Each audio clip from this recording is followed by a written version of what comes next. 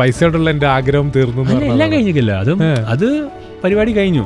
അതിന് എത്ര ഒരു പോയിന്റ് ചെയ്യുമ്പോൾ എല്ലാവർക്കും അത് റിയലൈസ് ചെയ്യും ലൈഫിൽ. ഒരു ഇത്ര എമൗണ്ട് ഓഫ് മണി വന്നു കഴിഞ്ഞാൽ പിന്നെ എന്ത് വന്നാലും പ്രത്യേകിച്ച് ഒരു ലൈഫിൽ മാറ്റം ഉണ്ടാക്കാനൊന്നും പോകുന്നില്ല. ബൈജൂസ് ഇങ്ങനെ ഒരു ടീച്ചറായിരുന്നു. അതെ അതെ, ഡെഫിനറ്റ്ലി. ഡെഫിനറ്റ്ലി ആളെ സംബന്ധിച്ചിടത്തോളം ആള് ഇപ്പൊ ഒരു ഡൗൺ സൈഡ് ഉണ്ടെങ്കിലും ആള് തിരിച്ചു വരണം എന്നുള്ളതാണ് ഞാനും ആഗ്രഹിക്കുന്നത്, ഫ്രം ദി ഹാർട്ട്. പിന്നെ ലാസ്റ്റ് എന്റെ കൂട്ടുകാരൻ പറഞ്ഞ് വല്ല സൈലം ഫ്ലോ എന്നൊക്കെ പറഞ്ഞ വല്ല ഇടറി അതൊന്നും ഉണ്ടാവില്ല നീ നോക്കെന്ന് പറഞ്ഞിട്ട് അങ്ങനെ ഒരു ഫ്ലോയിൽ ഒരാൾ പറഞ്ഞതാണ് സൈലം എന്ന പേര്, എന്നാ പിന്നെ നോക്കിയേക്കാന്ന് വിചാരിച്ചു. ഈ അടുത്തൊരു കണക്ക് പറഞ്ഞത് കേരളത്തില് 1700 പേരാണ് 1 കോടി ശമ്പളം വാങ്ങുന്ന ആൾക്കാരുണ്ടാവുക. അപ്പോൾ എനിക്ക് 1 CR 9 to 5 ജോബ് ചെയ്തിട്ട് വാങ്ങണമെന്നുണ്ടെങ്കിൽ എന്താ ചെയ്യേണ്ടത്? പറ്റുമോ? 30 വയസ്സിൽ റിട്ടയർ ചെയ്യണം എന്നുള്ള പ്ലാൻ തന്നെയാണ് ഇപ്പം. അല്ല, അത് മാറിയേക്ക്. ഞാൻ കേട്ടിട്ടുണ്ട് 500 crore ഇൻവെസ്റ്റ്മെന്റ് ആണ്.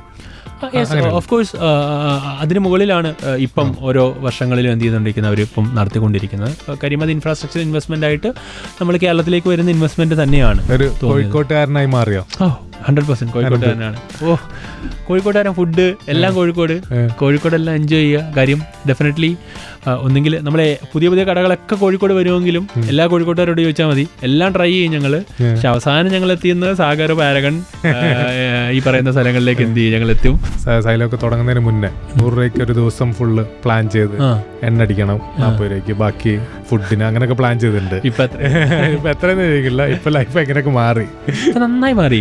ഡെഫിനറ്റ്ലി പറയാമല്ലോ, നമ്മളെ സംബന്ധിച്ചിടത്തോളം നമുക്ക് ഇഷ്ടമുള്ള ചെയ്യാൻ വേണ്ടി പറ്റുന്നുണ്ട്, ഇഷ്ടമുള്ള വാങ്ങാൻ പറ്റുന്നുണ്ട്, ഇഷ്ടമുള്ള കാര്യങ്ങൾ ചെയ്യാൻ വേണ്ടി പറ്റുന്നു. അതിനൊപ്പം കുറേ ആളുകളെ നമുക്ക് എന്ത് ചെയ്യുന്നുണ്ട്, ഇഷ്ടമുള്ള പോലെ ഹെൽപ്പ് ചെയ്യാൻ വേണ്ടി പറ്റുന്നുണ്ട്. അതിനൊക്കെ അപ്പുറത്തേക്ക് എന്താ വേണ്ടത്? സ്വപ്നം കണ്ട ആഗ്രഹിച്ച ഒരു ജീവിതം ജീവിച്ചുകൊണ്ടിരിക്കുന്ന ഒരു യങ് CEO ആണ് ഇന്നത്തെ ബി ടോക്കിലിരിക്കുന്നത്. Doctor Ananthus, welcome to B talk. Thank you very much.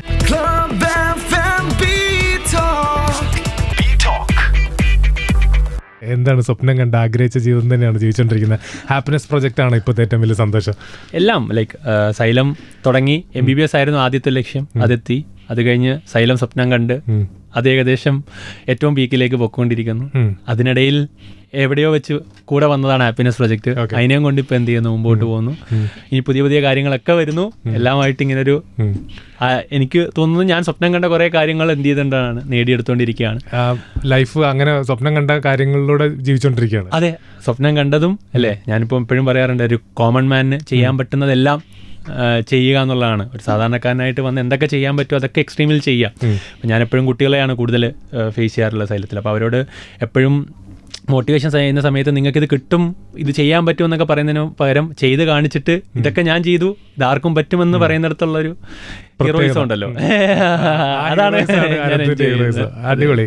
ശരിയാണ്, ആ ഹീറോയിസാണ് അനന്ത് ഓരോ തവണ സ്റ്റേജിൽ കയറുമ്പോൾ കുട്ടികളുടെ നിന്ന് കിട്ടുന്നത്. യെസ്. അപ്പം അത് നമ്മൾ ഒരു കാര്യം ചെയ്യാൻ പറ്റും എന്ന് പറയുന്നതിനെ കാര്യം നമ്മളിത് ചെയ്തു, ഇത്രയും കാര്യങ്ങൾ നമ്മുടെ ഇത്രയും ലിമിറ്റേഷൻസ് വെച്ചുകൊണ്ട് നമ്മൾ ചെയ്തു.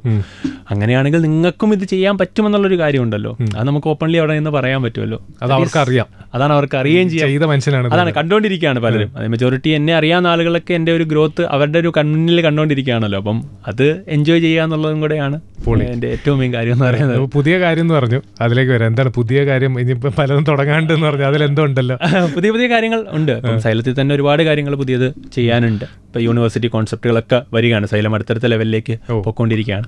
അതുകൂടാണ്ട് പുതിയ കാര്യങ്ങൾ പറയാറായിട്ടില്ല. ഞാൻ എപ്പോഴും പറയും, നമ്മളൊരു കാര്യം ഇങ്ങനെ വർക്ക് ചെയ്തുകൊണ്ടിരിക്കുന്ന സമയത്ത് പുറത്ത് പറയരുത്. കാര്യം പുറത്ത് പറയുന്ന പറയാൻ കാര്യം, നമ്മളൊരു സാധനത്തിന് ആഗ്രഹിച്ച് അത്രയും പണിയെടുക്കുന്ന സമയത്ത് നമ്മൾ പെട്ടെന്ന് പറഞ്ഞു കഴിഞ്ഞാൽ അത് നടന്ന പോലെ ആയില്ലേ. അത് നമുക്കിങ്ങനെ ഇങ്ങനെ കാത്തിരുന്ന് അതിന്റെ എഫേർട്ട് ബിഹൈൻഡ് ഇട്ടിട്ട് പുറത്ത് വരുമ്പോൾ ഉണ്ടാവുന്ന ഒരു ഹൈ എൻജോയ് ചെയ്യാന്നുള്ളതില്ലേ, അപ്പൊ പറഞ്ഞാൽ മതി. അതായിരിക്കും നല്ലതെന്ന് തോന്നുന്നു. ഓക്കെ. അപ്പം ഈ അനന്തുവിന്റെ ഹാപ്പിനെസ് പ്രോജക്റ്റ് വീഡിയോസ് കാണുന്നവർ, അത് ചിലപ്പോൾ അനന്തുവിന്റെ സ്റ്റുഡൻസ് അല്ലെങ്കിൽ ഓൾറെഡി സൈലത്തിന്റെ ഫൗണ്ടർ ആണെന്ന് അറിയാത്തവരിലേക്കൊക്കെ എത്തും. അതെ. അപ്പോൾ അവർ ചോദിക്കും, ഈ മനുഷ്യൻ ആരാണ്, ഈ ചെറുപ്പക്കാരൻ ആരാണെന്ന് ചോദിക്കുന്നുണ്ടോ. അപ്പോൾ ഇതാണ് സൈലത്തിന്റെ ഫൗണ്ടർ. അതെ. ഡോക്ടർ, ടീച്ചർ, ഫിലാന്ത്രോഫിസ്റ്റ്, എന്തൊക്കെ പറയാം, എന്തുകൊണ്ടും പറയാം. ഇനി പറയാൻ കുറെ പേരുകൾ ഉണ്ടാവട്ടെ എന്ന് ആഗ്രഹിക്കുന്നു. പ്രൊഡ്യൂസർ. നമ്മൾ കുറച്ച് സംസാരിച്ചുകൊണ്ടാണ് നമുക്ക് അതിനെക്കുറിച്ച് ഡീറ്റെയിൽ ആയിട്ട് വരണം. കാര്യം ഇൻട്രസ്റ്റിംഗ് ആയിട്ടുള്ളൊരു സ്ഥലമാണ് ഫിലിം എന്ന് പറയുന്നത്. അതിലേക്കൊക്കെ വരാൻ വേണ്ടി പോകാനുള്ള ഒരു ശ്രമങ്ങൾ തുടങ്ങിക്കൊണ്ടിരിക്കുന്നു. അപ്പോൾ ഹാറ്റ്സ് ഓഫ് മാൻ. ഒരു സംഭവമാണ്. Thank you. ഒരുപാട് കാര്യങ്ങൾ, ഒരുപാട് പേർക്ക് സന്തോഷം, അവരുടെ ആഗ്രഹങ്ങൾ നിറവേറ്റി കൊടുക്കുന്നുണ്ട്. അതാണ് ആ വീഡിയോയിൽ ഞാൻ പറഞ്ഞത്. എൻ്റെ ആഗ്രഹങ്ങളും സന്തോഷവും ഞാൻ ജീവിച്ചുകൊണ്ടിരിക്കുകയാണ്. ഒരു ഇത്രയും യങ് ഏജിൽ അത് ചെയ്യാൻ പറ്റുക എന്ന് പറഞ്ഞാൽ വലിയ സംഭവമാണ്. അപ്പോൾ അതിന് first of all hats off. പിന്നെ സൈലത്തിൻ്റെ സ്റ്റുഡൻസിൻ്റെ പ്രത്യേകത, സൈലം ഡോക്ടേഴ്സ് ആക്കുന്ന സ്റ്റുഡൻസിൻ്റെ പ്രത്യേകത, അവർ തന്നെ ചില വീഡിയോസിൽ പറയുന്നുണ്ട്, എനിക്ക് പലയിടത്തും അഡ്മിഷൻ കിട്ടിയില്ല, സൈലത്തിൽ എനിക്ക് അഡ്മിഷൻ കിട്ടി. സൈലത്തിൻ്റെ ഡോക്ടേഴ്സിൻ്റെ പവർ എന്താ? ഡെഫിനറ്റ്ലി നമ്മൾ ഈ പറയുന്ന പോലെ സൈലത്തിൽ വരുന്ന മെജോറിറ്റി ഓഫ് സ്റ്റുഡൻസ് എടുത്തു കഴിഞ്ഞാലും അവരെ സംബന്ധിച്ചിടത്തോളം മാർക്ക് ക്രൈറ്റീരിയ കൊണ്ട് മറ്റ് സ്ഥലങ്ങളിൽ അഡ്മിഷൻ കിട്ടാത്തൊരു മെജോറിറ്റി നമ്മളിലേക്ക് വരുന്നുണ്ട്. ഇപ്പം മെജോറിറ്റി ആളുകൾ നമ്മൾ ചൂസ് ചെയ്ത് തുടങ്ങിയിട്ടുണ്ട്. കാര്യം നമ്മളെ സംബന്ധിച്ചിടത്തോളം നമ്മുടെ അക്കാഡമിക്സ് അത്രയും സ്ട്രോങ്ങർ ആയതുകൊണ്ട് തന്നെ നമ്മൾ റിസർച്ച് ആൻഡ് ഡെവലപ്മെൻറ്റ് ചെയ്ത് തന്നെ എടുത്ത നമ്മുടെ ഹൈബ്രിഡ് സിസ്റ്റം ആയാലും ബാക്കിയുള്ള കാര്യങ്ങളും ഒക്കെ അക്കാഡമിക്കലി അത്ര സ്ട്രോങ് ആണ്. നമ്മൾ അത്ര അതിൽ വർക്ക് ചെയ്യുന്നുണ്ട്. കാര്യം ഇപ്പോഴത്തെ കാലഘട്ടം നമുക്കറിയാം, ഒരു ഈ പറയുന്ന എഡ്യൂട്ടൈൻമെൻറ്റിൻ്റെ ഒരു കാലഘട്ടമാണ്. കുട്ടികളെ സംബന്ധിച്ചിടത്തോളം എഡ്യൂക്കേഷനും എൻ്റർടൈൻമെൻറ്റും ഒക്കെ കൂടെ കൂട്ടി വരുന്നൊരു സമയമാണ്. അവരെ സംബന്ധിച്ചിടത്തോളം അറ്റൻഷൻ അത്രയും കുറഞ്ഞ സമയമാണ്. അവിടെ അവർ വർക്ക് ചെയ്യുന്നതിനേക്കാൾ കൂടുതൽ അവർക്ക് സപ്പോർട്ട് ചെയ്ത് കഴിഞ്ഞാൽ സപ്പോർട്ട് നമ്മൾ പണ്ടൊരു 50% കൊടുത്ത സമയത്ത് ഇപ്പോൾ 75% വരെ കൊടുക്കേണ്ട ഒരു സമയമാണ് ടീച്ചേഴ്സ് എന്ന് പറയുന്നത്, അല്ലെങ്കിൽ നമ്മൾ ഈ പറയുന്ന ഇൻസ്റ്റിറ്റ്യൂഷൻസ് എന്ന് പറയുന്നത്. അപ്പോൾ അങ്ങനെ എഫേർട്ട് എടുത്ത് അവരുടെ മെറ്റീരിയൽസ് ആയാലും കാര്യങ്ങളും ഒക്കെ അത്രയും എഫേർട്ട് എടുത്തിട്ട് അവരാഗ്രഹിക്കാത്തൊരു സ്ഥലങ്ങളിലേക്ക് അവരെ എന്ത് ചെയ്യാൻ വേണ്ടി പറ്റുന്നുണ്ട്, നമുക്ക് എത്തിക്കാൻ വേണ്ടി പറ്റുന്നുണ്ട്. ഇപ്പം MBBS എത്തുക എന്നുള്ള ചിലപ്പോൾ അവരുടെ ആഗ്രഹത്തിലില്ലായിരിക്കും, പക്ഷെ ഞങ്ങളത് അവരെ എന്ത് ചെയ്ത് അവർക്ക് ആ ഒരു കാര്യങ്ങൾ മോട്ടിവേറ്റ് ചെയ്ത് അവരെ എത്തിക്കാൻ വേണ്ടിയുള്ള എഫേർട്ട് എടുത്ത് അങ്ങനെയാണ് മെജോറിറ്റി ആളുകളും അവിടേക്ക് എത്തിയിട്ടുള്ളത്.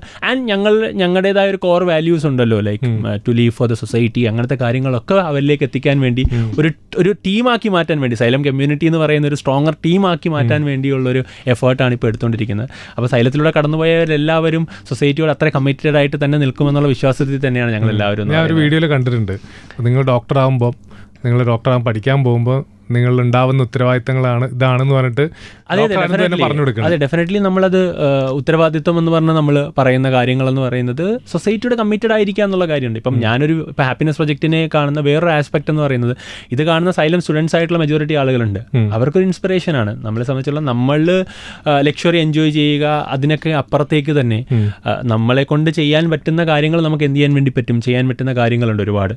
ഇപ്പം വലിയ സ്കെയിലിൽ ചെയ്യാൻ പറ്റാത്തവരുണ്ട്. ഇപ്പം ഞാൻ ഇപ്പം എല്ലാ വർഷവും ഇത്ര ഒരു CR ഓഫ് എമൗണ്ട് സ്പെൻഡ് ചെയ്യണമെന്ന് ആഗ്രഹിച്ചാണ് ഞാൻ ഹാപ്പിനെസ് പ്രൊജക്റ്റ് ചെയ്യാറുള്ളത്. അപ്പം അത്രയും ഒന്നും സ്പെൻഡ് ചെയ്യാൻ പറ്റില്ലായിരിക്കും. നമ്മുടെ ചുറ്റും കാണുന്ന ചെറിയ ചെറിയ കാര്യങ്ങളായിരിക്കും.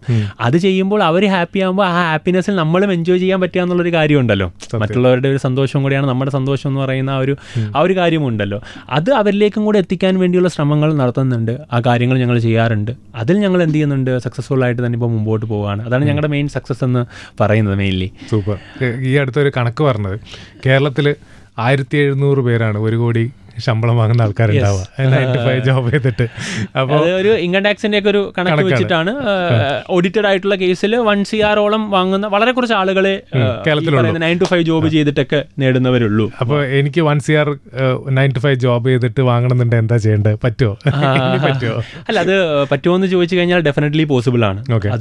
അത് നമ്മൾ കുറച്ചും കൂടെ പ്ലാൻഡ് ആയിരിക്കണം. നാളെ ചെന്ന് ചിലപ്പോൾ ജോലി കിട്ടിക്കഴിഞ്ഞാൽ കിട്ടണമെന്നുണ്ടാവില്ല. ഏറ്റവും ഇമ്പോർട്ടൻ്റ് എന്ന് പറയുന്നത് നമ്മൾ ഇൻഡസ്ട്രിയൽ ഗ്രോത്ത് എന്ന് പറഞ്ഞ ഒരു കാര്യമുണ്ട്. നമ്മൾ ഏതെടുത്താണോ ജോലി ചെയ്യാൻ പോകുന്നത് ആ ഇൻഡസ്ട്രി അടുത്തൊരു 10 years ഗ്രോ ചെയ്യുന്നതായിരിക്കണം. കാര്യം നമുക്ക് എല്ലാ ഇൻഡസ്ട്രിയും അടുത്ത വർഷം 10 വർഷം ഗ്രോ ചെയ്യണമെന്നുണ്ടാവില്ല. ഇപ്പം AI ഈ പറയുന്ന പോലെ ടെക്നോളജി ഗ്രോ ചെയ്യാൻ പോകുന്നത് ഡെഫിനറ്റ്ലി. അതുപോലെ ഗ്രോ ചെയ്യുന്ന ഒരുപാട് സെക്ടേഴ്സ് ഉണ്ട്. ഇപ്പൊ എനിക്ക് തോന്നുന്നു ഏറ്റവും കൂടുതൽ ഗ്രോ ചെയ്യാൻ പോകുന്ന അല്ലെങ്കിൽ ജോബ് ഓപ്പർച്യൂണിറ്റി ഉണ്ടാകാൻ പോകുന്ന ഒരു സ്ഥലം ഫാമിംഗ് ഒക്കെയാണ് ഇനി വരാൻ പോകുന്നത്. അവിടെ ആളുകൾ കുറവാണ്, പക്ഷെ അവിടെ ജോബ് എന്ത് ചെയ്യും. അപ്പം അതിലൊക്കെ ഇന്നോവേഷൻസ് കൊണ്ടുവന്നിട്ട് അവിടെ നല്ല സ്കിൽഡ് ആകാൻ വേണ്ടി പറ്റും. ഇപ്പം എൻ്റെ ഒരു ഫ്രണ്ട് ഒരു സ്റ്റോറി ഉണ്ട്. അവന് പണ്ട് ബാറ്ററി ടെക്നോളജിയിലായിരുന്നു എന്ത് ചെയ്തുകൊണ്ടിരുന്നത്, വർക്ക് ചെയ്തുകൊണ്ട് വർഷങ്ങൾക്ക് മുമ്പ്. ആ സമയത്ത് അവിടെ വലിയ വാല്യൂ ഒന്നും ഇല്ല. അപ്പം പക്ഷെ അവൻ ആ സ്കില്ല് അന്ന് ഉണ്ടായിരുന്നു. അപ്പം അവനറിയാതെ അവൻ ചിലപ്പോൾ പ്ലാൻ ചെയ്തിട്ടായിരിക്കില്ല, പക്ഷെ ആ ബാറ്ററി ടെക്നോളജി വർക്ക് ചെയ്ത സമയത്ത് അവിടെ എന്താണ് വലിയ ഒരു ഈ പറയുന്ന ഓപ്പർച്യൂണിറ്റി ഇല്ലാത്തൊരു സ്ഥലമായിരുന്നു. കാര്യം ഇത്ര ഇലക്ട്രിക് കാറുകളൊന്നും ഇല്ലാത്ത സമയത്താണ് 10 കൊല്ലം മുമ്പ്. പിന്നെ അവൻ അത് കഴിഞ്ഞ് ആ സെഗ്മെന്റ് ഒന്ന് മാറി. പക്ഷെ ഇപ്പം ബാറ്ററി ടെക്നോളജി അത്രത്തോളം എന്താണ് ഗ്രോ ചെയ്യുന്ന സെക്ടറാണ് ഇലക്ട്രിക് EV സെക്ടർ എന്ന് പറയുന്നത്. അപ്പോൾ അവനെ എന്താണ് അവൻ്റെ പഴയ എക്സ്പീരിയൻസ് വെച്ചിട്ട് പോലും ഇപ്പോൾ അവനാണ് ഈ പറയുന്ന ഒരു കോടികൾ എന്ന് പറയുന്ന ലക്ഷങ്ങൾ എന്ന് പറയുന്ന സാലറിയിലേക്ക് എന്ത് ചെയ്താണ് സ്കെയിൽ ചെയ്തിട്ട് വന്നിട്ടുണ്ട്. അപ്പം എന്ന് പറയുന്ന പോലെ ആഫ്റ്റർ 5 years ഗ്രോ ചെയ്യുമെന്ന് ഉറപ്പുള്ള ഒരു ഇൻഡസ്ട്രി ഉണ്ടെങ്കിൽ ആ ഇൻഡസ്ട്രിയിൽ ഇപ്പോഴേ നിങ്ങൾക്ക് എത്തിപ്പെടാൻ പറ്റുമെങ്കിൽ, അവിടെ ഒരു 5 year നിങ്ങൾക്ക് എക്സ്പീരിയൻസ് നേടാൻ പറ്റുമെങ്കിൽ, ആ എക്സ്പീരിയൻസ് കൊണ്ട് ആ ഇൻഡസ്ട്രി ഗ്രോ ചെയ്യുന്ന പീക്കിലാണ് നിങ്ങൾ ആ എക്സ്പീരിയൻസ് ഹോൾഡ് ചെയ്യുന്നതെങ്കിൽ ഡെഫിനറ്റ്ലി നിങ്ങൾക്ക് 1 CR നേടാൻ വേണ്ടി പറ്റും. അതിലൊരു സംശയമില്ല. അപ്പം ഞങ്ങളുടെ സ്റ്റാർട്ടപ്പിൽ തന്നെ 1 CR സാലറി വാങ്ങുന്ന എത്രയോ ആളുകളുണ്ട്, എത്ര ടീച്ചേഴ്സ് ഉണ്ട്. സാലറി വാങ്ങുന്നത്? ഓ ഡെഫിനറ്റ്ലി ഉണ്ട്, സീരിയസ്ലി സൈലത്തിലുണ്ട്. അപ്പം അത് ഡെഫിനറ്റ്ലി ഉള്ള ആളുകളാണ്. ഇയർലി ആണോ? ആ ഇയർലി. കാരണം അത്രയും ഉള്ള ആളുകൾ ഒരുപാട് പേരുണ്ട്. എന്ന് പറയുന്ന പോലെ എനിക്ക് ഒത്തിരി ടീച്ചേഴ്സ് അറിയാം, ഒത്തിരി കാര്യം അവരുടെ സ്കില്ലാണത്. ആ സ്കില്ലെന്ന് പറയുന്നത് അവരുടെ കയ്യിലുള്ള സ്കില്ലാണ്, അവരത് വർഷങ്ങളായിട്ട് നേടിയെടുത്താണ്. ഇപ്പോൾ ഇൻഡസ്ട്രി ഒരു ടെക് ഇൻഡസ്ട്രി ഗ്രോ ചെയ്യുന്ന പീക്ക് ടൈമാണ്. ആ സമയത്ത് അവരവിടെ എത്തി, ആ എക്സ്പീരിയൻസ് ഉള്ളതുകൊണ്ട് അവരത് എന്ത് ചെയ്യുന്നുണ്ട്, വാങ്ങുന്നവരുണ്ട്.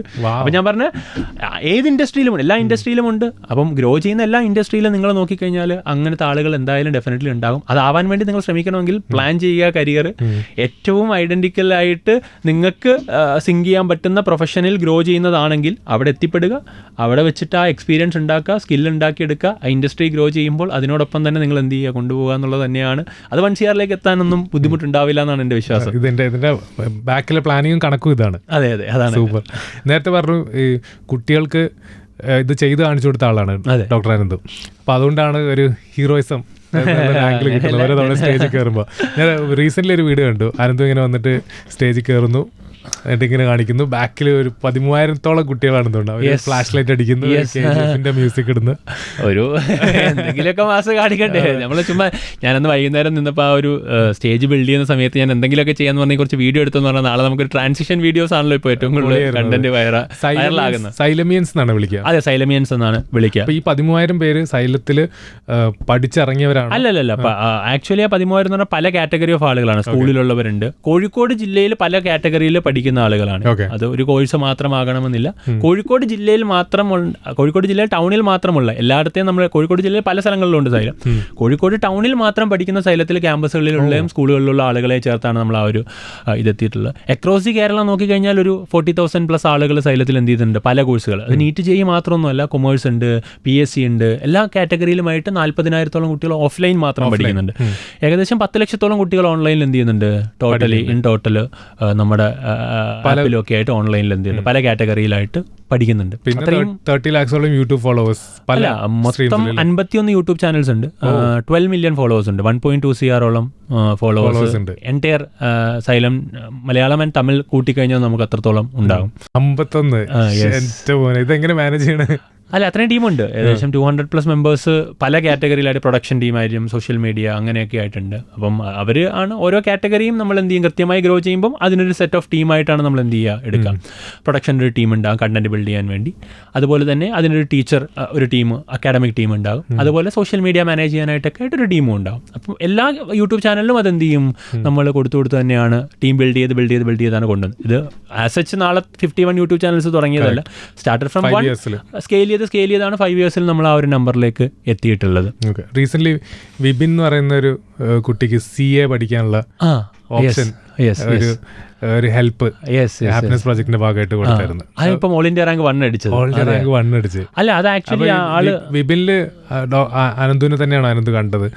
ഡെഫിനറ്റ്ലി അതിലൊരു സംശയവുമില്ല. വിപിൻ എന്ന് പറഞ്ഞാൽ മാത്രമല്ല, ഒരുപാട് അങ്ങനത്തെ ആളുകൾ ഉള്ള സൈലത്തിലേക്ക് വരുന്നുണ്ട്. ഒരു മെജോറിറ്റി ആളുകളെ സൈലം ഫ്രീ ആയിട്ട് എന്ത് ചെയ്യാറുണ്ട്, പഠിപ്പിക്കാറുണ്ട്. അവരുടെ അക്കാഡമിക് എക്സലൻസും കൂടെ ഈ പറയുന്ന സ്കോളർഷിപ്പ് എക്സാമിനേഷനും കാര്യങ്ങളൊക്കെ വെച്ച്. വിപിൻ ആക്ച്വലി നന്നായി എഫേർട്ട് ഇടുന്ന ഒരാളാണ്. അവന് അതിനുള്ളൊരു ലിമിറ്റേഷൻസ് ഉണ്ടായിരുന്നു CA എന്ന് പറയുന്ന ഒരു ഓപ്ഷനിലേക്ക് എത്താൻ വേണ്ടി. ആ സമയം അവൻ്റെ അച്ഛന് ഷുഗർ കൂടിയിട്ട് ഡയബറ്റിക് ആയിരുന്നു. അപ്പം അങ്ങനെ ഒരു ഇഷ്യൂസ് ആയിട്ട് എന്താണ് കാല് മുറിക്കണം, അങ്ങനത്തെ ഒരു ഇഷ്യൂസിലേക്കൊക്കെ വന്നിരുന്നു. ആ സമയമാണ് ആക്ച്വലി എന്ത് ചെയ്യുന്നത്, ഞാൻ അവിടെ എത്തുന്നത്, ടേക്കപ്പ് ചെയ്തു. പക്ഷെ ആള് മീൻസ് മോട്ടിവേറ്റഡ് ആണ് സെൽഫ്, അതിലൊരു സംശയം എനിക്കില്ല. വിപിനെ കണ്ടപ്പോൾ തൊട്ടാണ്. ആളുടെ എഫേർട്ടിന് ഞങ്ങൾ കൂടെ നിന്നു എന്ന് മാത്രമേ ഉള്ളൂ. ആൾ ഓൾ ഇന്ത്യ റാങ്ക് എന്ത് ചെയ്തു, 1 ഞങ്ങൾ കോഴിക്കോട് കൊണ്ടുവന്ന് ഹോസ്റ്റലിൽ കൊടുത്തു. പാലക്കാടുകാരനാണ്, കോഴിക്കോട് വന്ന് കോഴിക്കോട് നിർത്തി ഹോസ്റ്റലിലായിട്ട് അവൻ ഇന്ന് ഹോസ്റ്റലിലിരുന്ന് പഠിച്ചു, ക്യാമ്പസിൽ വന്ന് പഠിച്ച് ഈ പറയുന്ന ഓൾ ഇന്ത്യ റാങ്ക് 1 CAയിൽ ഫൗണ്ടേഷനിൽ വാങ്ങാന്ന് പറഞ്ഞാൽ അത്രേ സിമ്പിൾ കാര്യമല്ല. അത് അവന് ആ സ്കോർ വെച്ചിട്ട് റാങ്കിങ് വരുന്ന ഇന്റർ തൊട്ടാണ്, ഇനി അവൻ ഇന്റർ എഴുതാൻ പോകുന്നേ ഉള്ളൂ. ഫൗണ്ടേഷൻ്റെ മാർക്ക് വെച്ചിട്ട് ഓൾ ഇന്ത്യയിൽ ഏറ്റവും ഫസ്റ്റ് റാങ്കിന്റെ മാർക്ക് തന്നെയാണ് അവനൊന്ന് സ്കോർ ചെയ്തിട്ടുണ്ടായിരുന്നത്. അല്ല, ഡെഫിനറ്റ്ലി നമ്മുടെ ടീച്ചേഴ്സ് ഏറ്റവും ബെസ്റ്റ് ആണ്. നമ്മൾ ആക്ച്വലി അക്കാഡമിക്സ് ഏത് കാറ്റഗറി പുതിയതായി സ്റ്റാർട്ട് ചെയ്യുമ്പോഴും അതിൽ ഏറ്റവും ബെസ്റ്റ് ആളുകളെ കൊണ്ടുവരിക എന്നുള്ളത് വളരെ ഇമ്പോർട്ടൻ്റ് ആയിട്ടുള്ള കാര്യമാണ്. കാര്യം നമ്മൾ എന്തിനേയും മാർക്കറ്റ് ചെയ്താലും ബ്രാൻഡ് ചെയ്താലും സാധനം നല്ലതല്ലെങ്കിൽ ഇത് വർക്കാവില്ല. Word of mouth is very important. അപ്പം ഞങ്ങളെ സംബന്ധിച്ചുള്ള ഏറ്റവും ബെസ്റ്റ് കാര്യം, ഏറ്റവും ബെസ്റ്റ് ടീച്ചേഴ്സ് ടീമും ഏറ്റവും ബെസ്റ്റ് അക്കാഡമിക് ടീം വന്നാൽ മാത്രമേ ഞങ്ങൾ ആ കാറ്റഗറി എന്ത് ചെയ്യുള്ളൂ, പുറത്തേക്ക് റിലീസ് ചെയ്യുള്ളൂ. അപ്പോൾ CAയിൽ ഏറ്റവും ബെസ്റ്റ് ആയിട്ടുള്ള ഇപ്പം ഇപ്പം അബൂബക്കർ സാർ ആയിക്കോട്ടെ, യൂസഫ് സാർ ആയിക്കോട്ടെ, ഷാബ് സാർ ആയിക്കോട്ടെ, ഇവരെല്ലാവരും ഫൗണ്ടേഷനിൽ ഏറ്റവും ബെസ്റ്റ് ഫാക്കൽറ്റീസാണ്. അവർ വന്ന് അവരെ ഞങ്ങൾ എന്ത് ചെയ്ത് കൊണ്ടുവന്ന് ഓൺ ബോർഡ് ചെയ്തിട്ടാണ് CA ഞങ്ങൾ സ്റ്റാർട്ട് ചെയ്തത്. അതിൽ സെക്കൻഡ് ഇയറിലാണ് എന്ത് ചെയ്യുന്നത്, ഈ പറയുന്ന പോലെ വിപിൻ നമ്മളിലേക്ക് എത്തുന്നത്. സ്വാഭാവികമായി അവന് ഏറ്റവും നല്ല റിസോഴ്സസ് ഉണ്ടായിരുന്നു, അവനതിൽ പഠിച്ച് അതിലേക്ക് എത്തിയുന്നത് തന്നെയാണ് ഏറ്റവും ഇമ്പോർട്ടൻ്റ് ആയിട്ടുള്ള കാര്യം എന്ന് പറയുന്നത്. ഒരാൾക്ക് എഡ്യൂക്കേഷനുള്ള വഴിയൊരുക്കി കൊടുക്കുക എന്നുള്ളതാണ് ഏറ്റവും വലിയ ഹെൽപ്പ്. അതിൽ ഒരു സംശയവും വേണ്ട. എഡ്യൂക്കേഷൻ കൊടുക്കുക എന്നുള്ളതാണ് കാര്യം. നമ്മൾ ബാക്കി പൈസ കൊടുത്താൽ പെട്ടെന്ന് തീർന്നു പോകും. ഈ പറയുന്ന പോലെ ഏതെങ്കിലും ജോലി കൊടുത്തിട്ട് കാര്യമില്ല. സ്കില്ലുണ്ടാക്കുക എന്നുള്ളതാണ് ഞാൻ നേരത്തെ പറഞ്ഞ കാര്യമാണ്. അവന് ഏറ്റവും നന്നായിട്ട് ബെസ്റ്റായിട്ട് അതിൽ പെർഫോം ചെയ്യാൻ പറ്റുകയെന്ന് പറഞ്ഞാൽ അവന് ഒരു സ്കില്ലുണ്ടാകുകയാണ്. സ്കില്ലിൻ്റെ ഏറ്റവും മെയിൻ പോയിന്റ്, ആദ്യത്തെ കാര്യം എന്ന് പറയുന്നത് എഡ്യൂക്കേഷൻ അല്ലെങ്കിൽ ലേണിംഗ് ആണ്. ആ ലേണിംഗ് മനസ്സിലാക്കി കൊടുക്കുക എന്നുള്ളതാണ് ഒരാളെ നമ്മൾ രക്ഷപ്പെടുത്താൻ പറ്റുന്ന ഏറ്റവും മെയിൻ കാര്യം. അത് ചെയ്താൽ അവനത് വെച്ചിട്ട് എന്ത് ചെയ്യും, സ്വയം പഠിക്കാൻ തുടങ്ങിക്കഴിഞ്ഞാൽ അവൻ സ്കില്ലുകൾ മനസ്സിലാക്കും, സ്കില്ലുകൾ നേടിയെടുക്കും. ഈ പറയുന്ന പോലെ ഏതെങ്കിലും ഇൻഡസ്ട്രിയിലെത്തി അവിടെ ഗ്രോ ചെയ്യുന്ന പോയിന്റിൽ അവൻ സക്സസ്ഫുൾ ആയിട്ട് മാറുന്നുള്ളത്. അപ്പം എഡ്യൂക്കേഷൻ തന്നെയാണ് ഏറ്റവും ഇമ്പോർട്ടൻ്റ് ആയിട്ട്, പ്രൈമറി ആയിട്ട് ഒരാൾക്ക് വേണ്ട കാര്യം. അതിനോടൊപ്പം ലോകവും പഠിച്ചു കഴിഞ്ഞാൽ ഡെഫിനറ്റ്ലി സക്സസ്ഫുൾ ആകാൻ പറ്റുമെന്നാണ് ഞാൻ വിശ്വസിക്കുന്നത്. അങ്ങനെ വിപിൻ ആഗ്രഹിച്ചിരുന്നു, CA ആണ് ആഗ്രഹിച്ചത്. വിപിൻ CA ആഗ്രഹിച്ച് CA പഠിച്ചു തുടങ്ങി. അത് ആക്ച്വലി റിപ്പോർട്ടറിൽ ഞാൻ അവൻ്റെ ഒരു വീഡിയോ കണ്ടിരുന്നു. അങ്ങനെ റിപ്പോർട്ടർകാരാണ് ഞങ്ങളിലേക്ക് എത്തിച്ചത്. അപ്പം അതിൽ ചാനൽ ത്രൂ കണക്ട് ചെയ്യുന്നപ്പോഴത്തേക്കും ചെയ്യാൻ പറ്റുമെന്ന് ചോദിച്ചു. അങ്ങനെ ഞാൻ എന്ത് ചെയ്യുകയാണ്, പോയി അത് ചെയ്യുകയായിരുന്നു ചെയ്തത്. കാര്യം ചാനലുമായിട്ടൊക്കെ ടോട്ടൽ കണക്ഷൻ ഉള്ളത് കൊണ്ട് തന്നെ എന്ത് കേസുകൾ വന്നാലും അവർ നമുക്ക് ചെയ്യാൻ പറ്റുന്ന നമ്മളിലേക്ക് എത്തിക്കും. നമ്മളെല്ലാം ചെയ്യില്ല. കാര്യം നമ്മൾ ചെയ്യുന്ന കാര്യങ്ങളെന്ന് പറയുന്നത് അത് ജെനുവിൻ ആയിരിക്കണം. ഒന്നാമത്തെ കാര്യം, ജെനുവിൻ ആണെങ്കിൽ തന്നെ നമ്മളത് ചെയ്താൽ അവരുടെ ലൈഫിൽ ഒരു ഇമ്പാക്റ്റ് ഉണ്ടാവണം. അല്ലാതെ ചെന്നിട്ട് ഇപ്പം ഒരു 1,00,000 രൂപ കൊടുക്കുക, 50,000 രൂപ കൊടുക്കുക, ഇത് ഞാൻ ഒരിക്കലും ചെയ്യലില്ല. പൈസ കൊണ്ടൊരു ചേഞ്ച് ഉണ്ടാവും. പൈസ ഈ കൊടുക്കുന്ന കാര്യം കൊണ്ട് അവരുടെ ലൈഫിൽ ഒരു ചേഞ്ച് ഉണ്ടാവണം. ഇപ്പോൾ ഫോർ എക്സാമ്പിൾ ഒരാൾക്ക് സർജറി വേണം. ആ സർജറി ഒന്നെങ്കിൽ അതിൻ്റെ മെജോറിറ്റി എനിക്ക് കൊടുത്ത് ബാക്കി ഏതെങ്കിലും രീതിയിൽ സപ്പോർട്ട് ചെയ്തിട്ട് അവൻ്റെ ലൈഫിൽ ചേഞ്ച് ചെയ്യാൻ വേണ്ടി പറ്റുമോ എന്നുള്ളതാണ് ഞാൻ എന്ത് ചെയ്യുന്നത്, എപ്പോഴും ചെയ്യുന്നത്. ഇപ്പോൾ ഒരു വീട് ഫോർ എക്സാമ്പിൾ നമ്മൾ വെച്ചു കൊടുത്താൽ ലൈഫിൽ ചേഞ്ച് ഉണ്ടാകും. അതല്ലാതെ വീട് വെക്കാൻ 50,000 രൂപ കൊടുത്താൽ ഒരു സാധാരണക്കാരൻ 50,000 കൊണ്ട് വീട് വെക്കാൻ പറ്റൂല എന്ന് എനിക്ക് ഉറപ്പാണ്. ഇങ്ങനെ ചെയ്യണമെന്നുള്ള ആഗ്രഹം കൊണ്ടാണ് ഹാപ്പിനെസ് പ്രോജക്ട് സ്റ്റാർട്ട് ചെയ്യുന്നത്. അതെ, ഹാപ്പിനെസ് പ്രോജക്ട് സെൽഫ് സസ്റ്റൈൻഡ് ആയിട്ട് ഇങ്ങനെ പോകണം എന്നുള്ള ഒരു ആഗ്രഹം പറഞ്ഞിട്ടുണ്ട്. അതായോ? ഡെഫിനറ്റ്ലി അത് ടീം ഓൾമോസ്റ്റ് ആയി. അതിന്റെ കംപ്ലൈൻസ് പാർട്ട് എന്നൊക്കെ ഉണ്ട്. ഇപ്പം ഞാനൊരു പോയിന്റിൽ വെച്ച് ഇത് ആഗ്രഹം വന്നിട്ടാണ് ഇത് തുടങ്ങുന്നത്. അപ്പം നമുക്കൊരാൾക്ക് എന്തെങ്കിലും ചെയ്യുന്ന സമയത്തുമൊക്കെ ഈ നമ്മൾ ഗവൺമെൻറ്റിന് ഈ പറയുന്ന പോലെ ടാക്സ് ബാക്കിയുള്ള കാര്യങ്ങളൊക്കെ എന്താണ് ഈ പറയുന്ന പോലെ കൃത്യമായി പാലിച്ചിട്ട് വേണം മുമ്പോട്ട് പോകാൻ. അപ്പോൾ അതൊരു ഫൗണ്ടേഷൻ ആവണം. അതിന് പ്രോസസ്സുകളുണ്ട്. അത് ഒരു ട്രസ്റ്റായിട്ട് രജിസ്റ്റർ ചെയ്യണം, ഫൗണ്ടേഷൻ ആക്കണം. എന്നിട്ട് മാത്രമേ നമുക്കത് കൂടുതൽ സ്കെയിലിൽ ചെയ്യാൻ വേണ്ടി പറ്റുള്ളൂ. ആ പ്രോസസ്സായിരുന്നു ഇപ്പോൾ കഴിഞ്ഞുകൊണ്ടിരുന്നത്. അതെല്ലാം കംപ്ലീറ്റ് ആക്കി. ഇപ്പോൾ ആ പ്രോസസ്സ് വെച്ചിട്ട് എല്ലാ കംപ്ലയിൻസും നമ്മൾ ടേക്ക് കെയർ ചെയ്തിട്ടാണ് ഓരോ കേസുകളും നമ്മളെടുത്ത് ചെയ്യുന്നത്. അതിനൊരു ടീമായി. ആ ടീം എന്ത് ചെയ്യുന്നുണ്ട്, കേസ് ടു കേസുകൾ എടുത്തിട്ട് അനലൈസ് ചെയ്തിട്ട് അവരതിൻ്റെ എന്ത് ഇമ്പാക്റ്റ് ആണ് നമ്മൾ ക്രിയേറ്റ് ചെയ്യുന്നുള്ളൊരു ഇമ്പാക്ട് സർട്ടിഫിക്കറ്റ് വരെ നമ്മൾ എന്ത് ചെയ്യും, ഓരോ കേസിലും വെക്കും. അത് നമുക്ക് ഇന്റേണലി അറിയാൻ വേണ്ടി മാത്രമാണ്. നമ്മൾ ഈ പറയുന്ന പോലെ ഞങ്ങൾക്ക് ഒരു വർഷം അവസാനം സൈലം അല്ലെങ്കിൽ ഡോക്ടർ അനന്തു പേഴ്സണലി എന്ത് ഇമ്പാക്റ്റ് ആണ് ഹാപ്പിനെസ് പ്രോജക്ട് ത്രൂ ഉണ്ടാക്കിയത് എന്നറിയാൻ വേണ്ടിയുള്ള ഇത്രയും കാര്യങ്ങൾ നമ്മളിപ്പോൾ ഒരു സിസ്റ്റമാക്കി അതിനെ ചെയ്ത് കൊണ്ടുവരുന്നുണ്ട്. ഇതൊന്നും പക്ഷേ ഞാൻ പ്ലാൻ ചെയ്തിട്ടൊന്നുമല്ല. ഒരു ദിവസം ഒരു കാര്യത്തിന് പോയപ്പോൾ ഒരു സാധനം ചെയ്തപ്പോൾ കിട്ടിയ ഒരു ഹൈ ഉണ്ടല്ലോ. അല്ല, ഞാനൊരു ഫസ്റ്റ് കേസ് ഞാൻ ഒരു എറണാകുളത്തൊരു കേസ്, ഒരു കുട്ടിയുടെ കേസ് ചെയ്യാൻ വേണ്ടി പോയ സമയത്ത് തിരിച്ച് വണ്ടിയിൽ വരുന്ന സമയത്താണ് എനിക്ക് ഭയങ്കര സന്തോഷം ഉണ്ടായത്. ഞാനൊരു ചേഞ്ച് ഉണ്ടാക്കി എന്നൊരു തോന്നല്. പാലത്തിന്റെ അതെ അതെ അതെ അതെ സ്ട്രീറ്റ് ലൈറ്റ് അതെ അതെ അതെ ആ ഒരു കേസിൽ വെച്ചിട്ടാണ് ആക്ച്വലി ഞാൻ തിരിച്ചു വരുന്ന വഴിയിലാണ് ഞാൻ ഈ പറയുന്ന പോലെ ആലോചിച്ചുകൊണ്ടിരുന്നത്. ലൈക്ക് ഭയങ്കര സന്തോഷമുണ്ടല്ലോ ഇന്ന്. അപ്പം ഡേ ടു ഡേ സൈലത്ത് ചെയ്യുന്ന അല്ലാത്ത എന്തൊക്കെയോ കാര്യങ്ങൾ ഞാൻ ചെയ്തപ്പോൾ എനിക്ക് കുറച്ച് ഹൈ കിട്ടി. അപ്പം ഞാൻ ആലോചിച്ച് ഇത് അടിപൊളിയാണല്ലോ. അപ്പം ഞാൻ ഭയങ്കര ഹാപ്പിയാണ്. അപ്പം എന്ത് പേരിടാന്നൊക്കെ ഇങ്ങനെ ചോദിച്ചു വരുന്ന വഴി ഫ്രണ്ട്സിനോട് ചോദിച്ച്, വണ്ടിയിലുള്ളവരോട് ചോദിച്ചപ്പോൾ പറഞ്ഞ് ഹാപ്പിനെസ് എന്ന് ഇട്ടൊന്ന്. അപ്പം പറഞ്ഞാൽ ഹാപ്പിനെസ് പ്രൊജക്റ്റ് ഒന്ന് ആയിക്കോട്ടെ എന്നൊക്കെ പറഞ്ഞ് അങ്ങനെ ഇതിങ്ങനെ തുടങ്ങി ആ പേരങ്ങനെ ആയി. പിന്നെ അതൊരു സിസ്റ്റമായി ഗ്രാജുവലി. പിന്നെ അതിനൊരു സിസ്റ്റം ഉണ്ടാക്കണം, അതിനെ സസ്റ്റൈനബിൾ ആക്കി മുമ്പോട്ട് കൊണ്ടുപോകണം. കുറച്ച് കഴിയുമ്പോഴത്തേക്കും അത് പല സ്ഥലങ്ങളിലേക്കും എന്ത് ചെയ്യണം, എക്സ്പാൻഡ് ചെയ്യാൻ പറ്റുന്ന രീതിയിലേക്കൊക്കെ തന്നെ കൊണ്ടുവരണം എന്നുള്ള ലക്ഷ്യമായിട്ട് തന്നെയാണ് ഇപ്പം മുമ്പോട്ട് പോയിക്കൊണ്ടിരിക്കുന്നത്. 30 വയസ്സിൽ റിട്ടയർ ചെയ്യണം എന്നുള്ള പ്ലാൻ തന്നെയാണ് ഇപ്പം. അല്ല, അത് മാറിയേക്ക്. ഇപ്പോൾ ഞാൻ 30 വയസ്സ് റിട്ടയർ ചെയ്യണം എന്നുള്ളത് ഞാൻ ആക്ച്വലി ആലോചിച്ചെന്ന് വെച്ച് കഴിഞ്ഞാൽ ഞാനും അങ്ങനെ ചിന്തിച്ചിരുന്നു. ഒരു പോയിന്റിൽ എത്തിയപ്പോൾ ഭയങ്കര ഡെയിലി ഹെക്ടിക് സ്കെഡ്യൂൾ ആകുമ്പോഴത്തേക്കും ചുമ്മാ നമ്മളിരുന്ന് ആലോചിക്കുമല്ലോ, നമുക്കൊരു 30 റിട്ടയർ ആവാം, അല്ലെ 35 റിട്ടയർ ആകാം എന്നുള്ളതൊക്കെ പ്ലാൻ ആയിരുന്നു. പക്ഷെ ഇപ്പോൾ പുതിയ കാര്യങ്ങൾ ഇങ്ങനെ ഞാൻ പറഞ്ഞില്ലേ, പേരുകൾ മാറി അല്ലെ ഈ പറയുന്ന പോലെ ഓൺട്രപ്രനർ, ഫിലാന്ത്രോപ്പി, അതല്ലാതെ കുറെ കാര്യങ്ങളൊക്കെ ഞാനിങ്ങനെ ആഡ് ചെയ്യാൻ വേണ്ടിയുള്ള ശ്രമങ്ങളാണ്. അപ്പം വരുമ്പോഴത്തേക്കും ഇതൊക്കെ എക്സൈറ്റ്മെന്റ് ആയിട്ട് തോന്നി തുടങ്ങി. അപ്പോൾ പുതിയ കാര്യങ്ങൾ ചെയ്യാണ്. റിട്ടയർമെന്റ് ഉണ്ടാവില്ല എന്നുള്ളത് തന്നെയാണ് എൻ്റെ വിശ്വാസം. ഇപ്പോൾ അങ്ങനെയായി. ഇപ്പൊ അങ്ങനെയായി തുടങ്ങിയിട്ടുണ്ട്. റിട്ടയർമെന്റ് ഇല്ല. കാര്യം പുതിയ ചെയ്യുന്ന കാര്യങ്ങളൊക്കെ എനിക്ക് കുറച്ചും കൂടെ ഇൻട്രസ്റ്റിംഗ് ആയിട്ടും അതിൽ കുറച്ചും കൂടെ കോൺട്രിബ്യൂട്ട് ചെയ്യണമെന്നും തോന്നലുള്ള സാധനങ്ങളാണ്. അപ്പൊ അതിലേക്കൊക്കെയാണ് പൊക്കോണ്ടിരിക്കുന്നത്. സൂൺ അതൊക്കെ റിവീൽ ചെയ്യാൻ പറ്റുമെന്നുള്ളതാണ് എന്റെ പ്രതീക്ഷ. സൈലം എത്തിക്കേണ്ടടുത്ത് വരെ എത്തിച്ചു, അതിന്റെ ഏറ്റവും പീക്കിൽ എത്തിച്ചു. അത് ഇപ്പൊ ഒരു സെൽഫ് സസ്റ്റെയിൻഡ് ആണ് ഓട്ടോമാറ്റിക്കലി, റൈറ്റ്? എന്റെ കോൺട്രിബ്യൂഷൻ വേണ്ട സ്ഥലങ്ങളെക്കാൾ കൂടുതൽ അത് സെൽഫ് സസ്റ്റെയിൻഡ് ആണ്. അത് റൺ ചെയ്തുകൊണ്ടിരിക്കുകയാണ്. അതിനായിട്ടുള്ള സിസ്റ്റവും കാര്യങ്ങളും ഉണ്ട്. അതിനെ ഏറ്റവും ബെസ്റ്റ് ആയിട്ട് നമ്മൾ എന്ത് ചെയ്യണം, മുമ്പോട്ട് കൊണ്ടുപോയിക്കൊണ്ടിരിക്കുകയാണ്. ഇനി നമ്മളെ സംബന്ധിച്ചിടത്തോളം ഏറ്റവും ടോപ്പ് റാങ്കുകൾ മാത്രം ക്രിയേറ്റ് ചെയ്യുന്ന ഒരു പ്ലാറ്റ്ഫോമായിട്ട് അതിനി എന്ത് ചെയ്യും, ഇവോൾവ് ചെയ്യണം. അതിനൊരു ടൈം എടുക്കും. ആ ടൈമിലേക്കാണ് ഇപ്പോൾ സൈലം എന്ത് ചെയ്തുകൊണ്ടിരിക്കുന്നത്, പൊക്കോണ്ടിരിക്കുന്നത്. കുട്ടികൾക്ക് ഏറ്റവും ബെസ്റ്റ് ടീച്ചിങ്, അക്കാഡമിക്സ് എല്ലാം സിസ്റ്റം സെറ്റാണ്. അതിലേക്ക് ഇനി എന്താണ് ഈ പറയുന്ന കുട്ടികൾ വരുന്ന, അതിനനുസരിച്ച് റിസൾട്ട് ഓട്ടോമാറ്റിക്കലി വരുന്ന ഒരു ടൈമിലേക്കാണ് ഇനി എന്ത് ചെയ്തുകൊണ്ടിരിക്കുന്നത്, സൈലം പൊക്കോണ്ടിരിക്കുന്നത്. പിന്നെ തമിഴ്നാട്ടിലേക്കുള്ള എക്സ്പാൻഷൻ നമ്മൾ നടത്തുന്നു, കർണാടക എക്സ്പാൻഷൻ നടത്തുന്നു. അതാണ് സൈലത്തിന്റെ ഒരു ജേർണി എന്ന് പറയുന്നത്. ദാറ്റ് ഈസ് കംപ്ലീറ്റ്ലി പ്ലാൻഡ് ആണ്. പ്രോപ്പർ ആയിട്ടുള്ള വിഷനറി ആയിട്ട് തന്നെയാണ് അതിനെ എന്ത് ചെയ്യുന്നത്, മുമ്പോട്ട് കൊണ്ടുപോയിക്കൊണ്ടിരിക്കുന്നത്. അപ്പൊ അത് നടന്നോളും. അപ്പൊ അതിന്റെ കൂടെ എനിക്ക് ചെയ്യാൻ പറ്റുന്ന ബാക്കി കാര്യങ്ങളും കൂടെ എന്ത് ചെയ്യാണ്, കൊണ്ടുവരാൻ വേണ്ടിയുള്ള സൈഡിൽ കൂടെ കൊണ്ടുവരണം എന്നുള്ള കാര്യം. സമയം ഇപ്പോൾ കുറച്ച് കൂടുതലുള്ള പോലെ തോന്നുന്നു.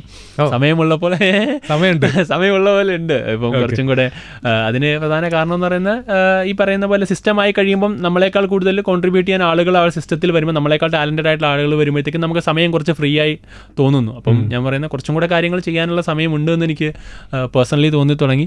അപ്പോൾ ഞാൻ കുറച്ചും കൂടെ കാര്യങ്ങൾ, പുതിയ പുതിയ കാര്യങ്ങൾ ചെയ്യാൻ വേണ്ടി ശ്രമിച്ചുകൊണ്ടിരിക്കുകയാണ്. ഓരോ കാര്യത്തിലേക്ക് ഇറങ്ങും. അതെ, ഇറങ്ങും.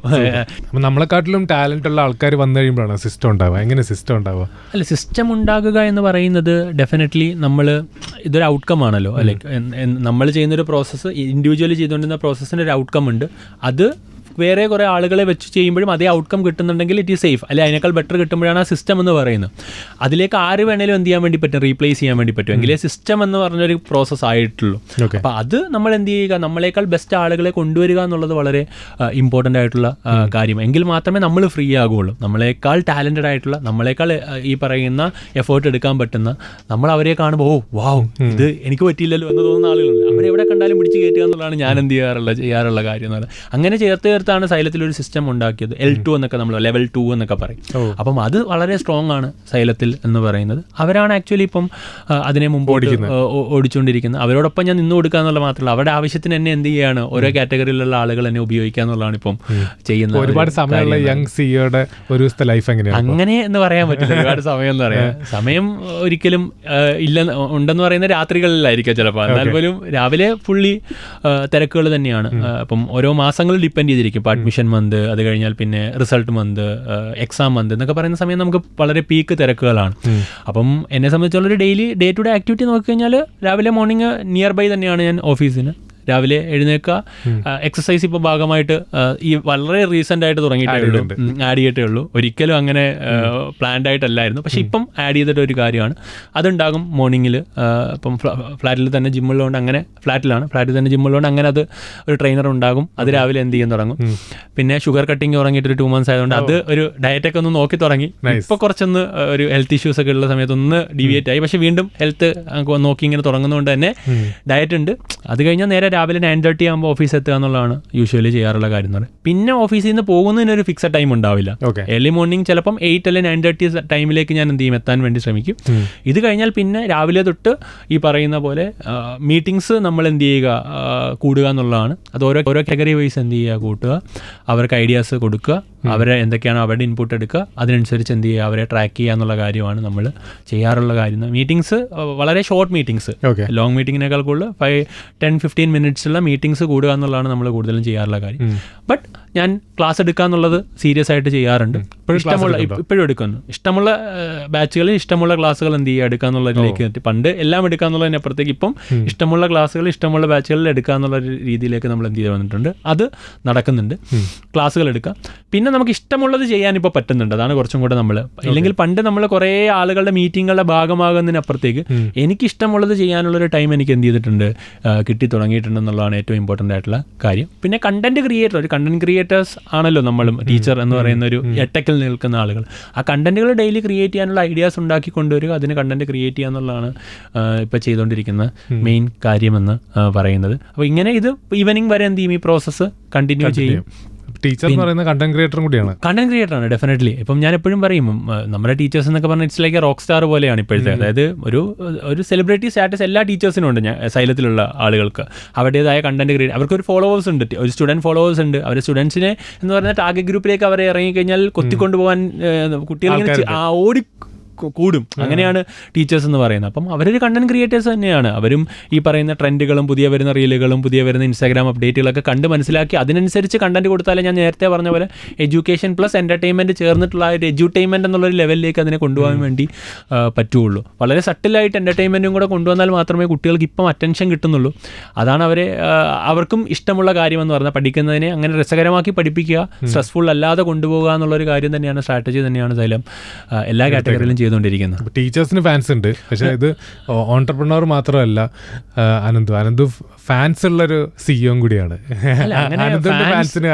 പറയുന്നതിനേക്കാൾ കൂടുതൽ ഞാൻ ഇഷ്ടപ്പെടുന്ന ഒരുപാട് ആളുകൾ ഉണ്ടാകാം. കാര്യം അവർക്ക് ചെയ്യാം. അവർ ഇപ്പോൾ ഈ ഹാപ്പിനെസ് പ്രൊജക്റ്റ് ഒക്കെ തുടങ്ങിയപ്പോഴത്തേക്കും എനിക്ക് ഡെയിലി എനിക്ക് തോന്നുന്നു ഒരുപാട് കണ്ടന്റുകൾ, റീലുകൾ മെസ്സേജ് ആയിട്ട് വരും. കാര്യം അവർക്ക് ചെയ്യാൻ പറ്റാത്ത കാര്യങ്ങൾ അവരെനിക്ക് അയച്ചു തരും. ചെയ്യാൻ പറ്റുമോ മെൻഷൻ ചെയ്യാറുണ്ട്, മെസ്സേജ് ആയിട്ട് വരാറുണ്ട്. അപ്പം ഞാൻ അതിൽ നിന്ന് അവർക്ക് ചെയ്യാൻ പറ്റാത്ത കാര്യങ്ങൾ ഞാൻ ചെയ്യുമ്പോഴുള്ള സന്തോഷമുണ്ടല്ലോ, അവരുടെ ഒരു പ്രോബ്ലം സോൾവർ എന്ന് പറയുന്ന രീതിയിൽ ആ പ്രോബ്ലം കാണുമ്പോൾ അവർ ഭയങ്കര സങ്കടപ്പെടും. അപ്പം ഇതെനിക്ക് ചെയ്യാൻ പറ്റുന്നില്ല. അപ്പോൾ അവരെന്ത് ചെയ്യുമെന്ന് വെച്ച് കഴിഞ്ഞാൽ നമ്മളെ അങ്ങോട്ട് അയക്കും. അപ്പം നമുക്കത് അയച്ചു തന്നിട്ട് പോകാൻ പറ്റുമോ എന്ന് ചോദിക്കുന്നു, മെൻഷൻ ചെയ്യുന്നു. അപ്പോൾ നമ്മൾ ഇത് പോകണം, നമ്മളെ ഒരുപാട് ആളുകൾ അവിടെ എത്തണമെന്ന് ആഗ്രഹിക്കുന്നു, നമ്മളവിടെ ചെല്ലുന്നു, അത് സോൾവ് ചെയ്യുന്നു.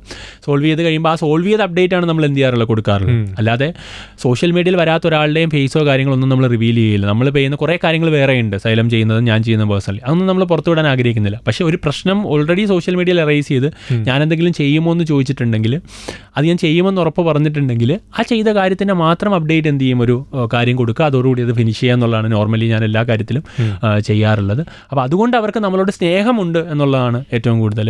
ഇപ്പം എന്നെ സംബന്ധിച്ചിടത്തോളം ഇങ്ങനെ തന്നെ കണ്ടിന്യൂ ചെയ്യണമെന്നുള്ളതാണ്.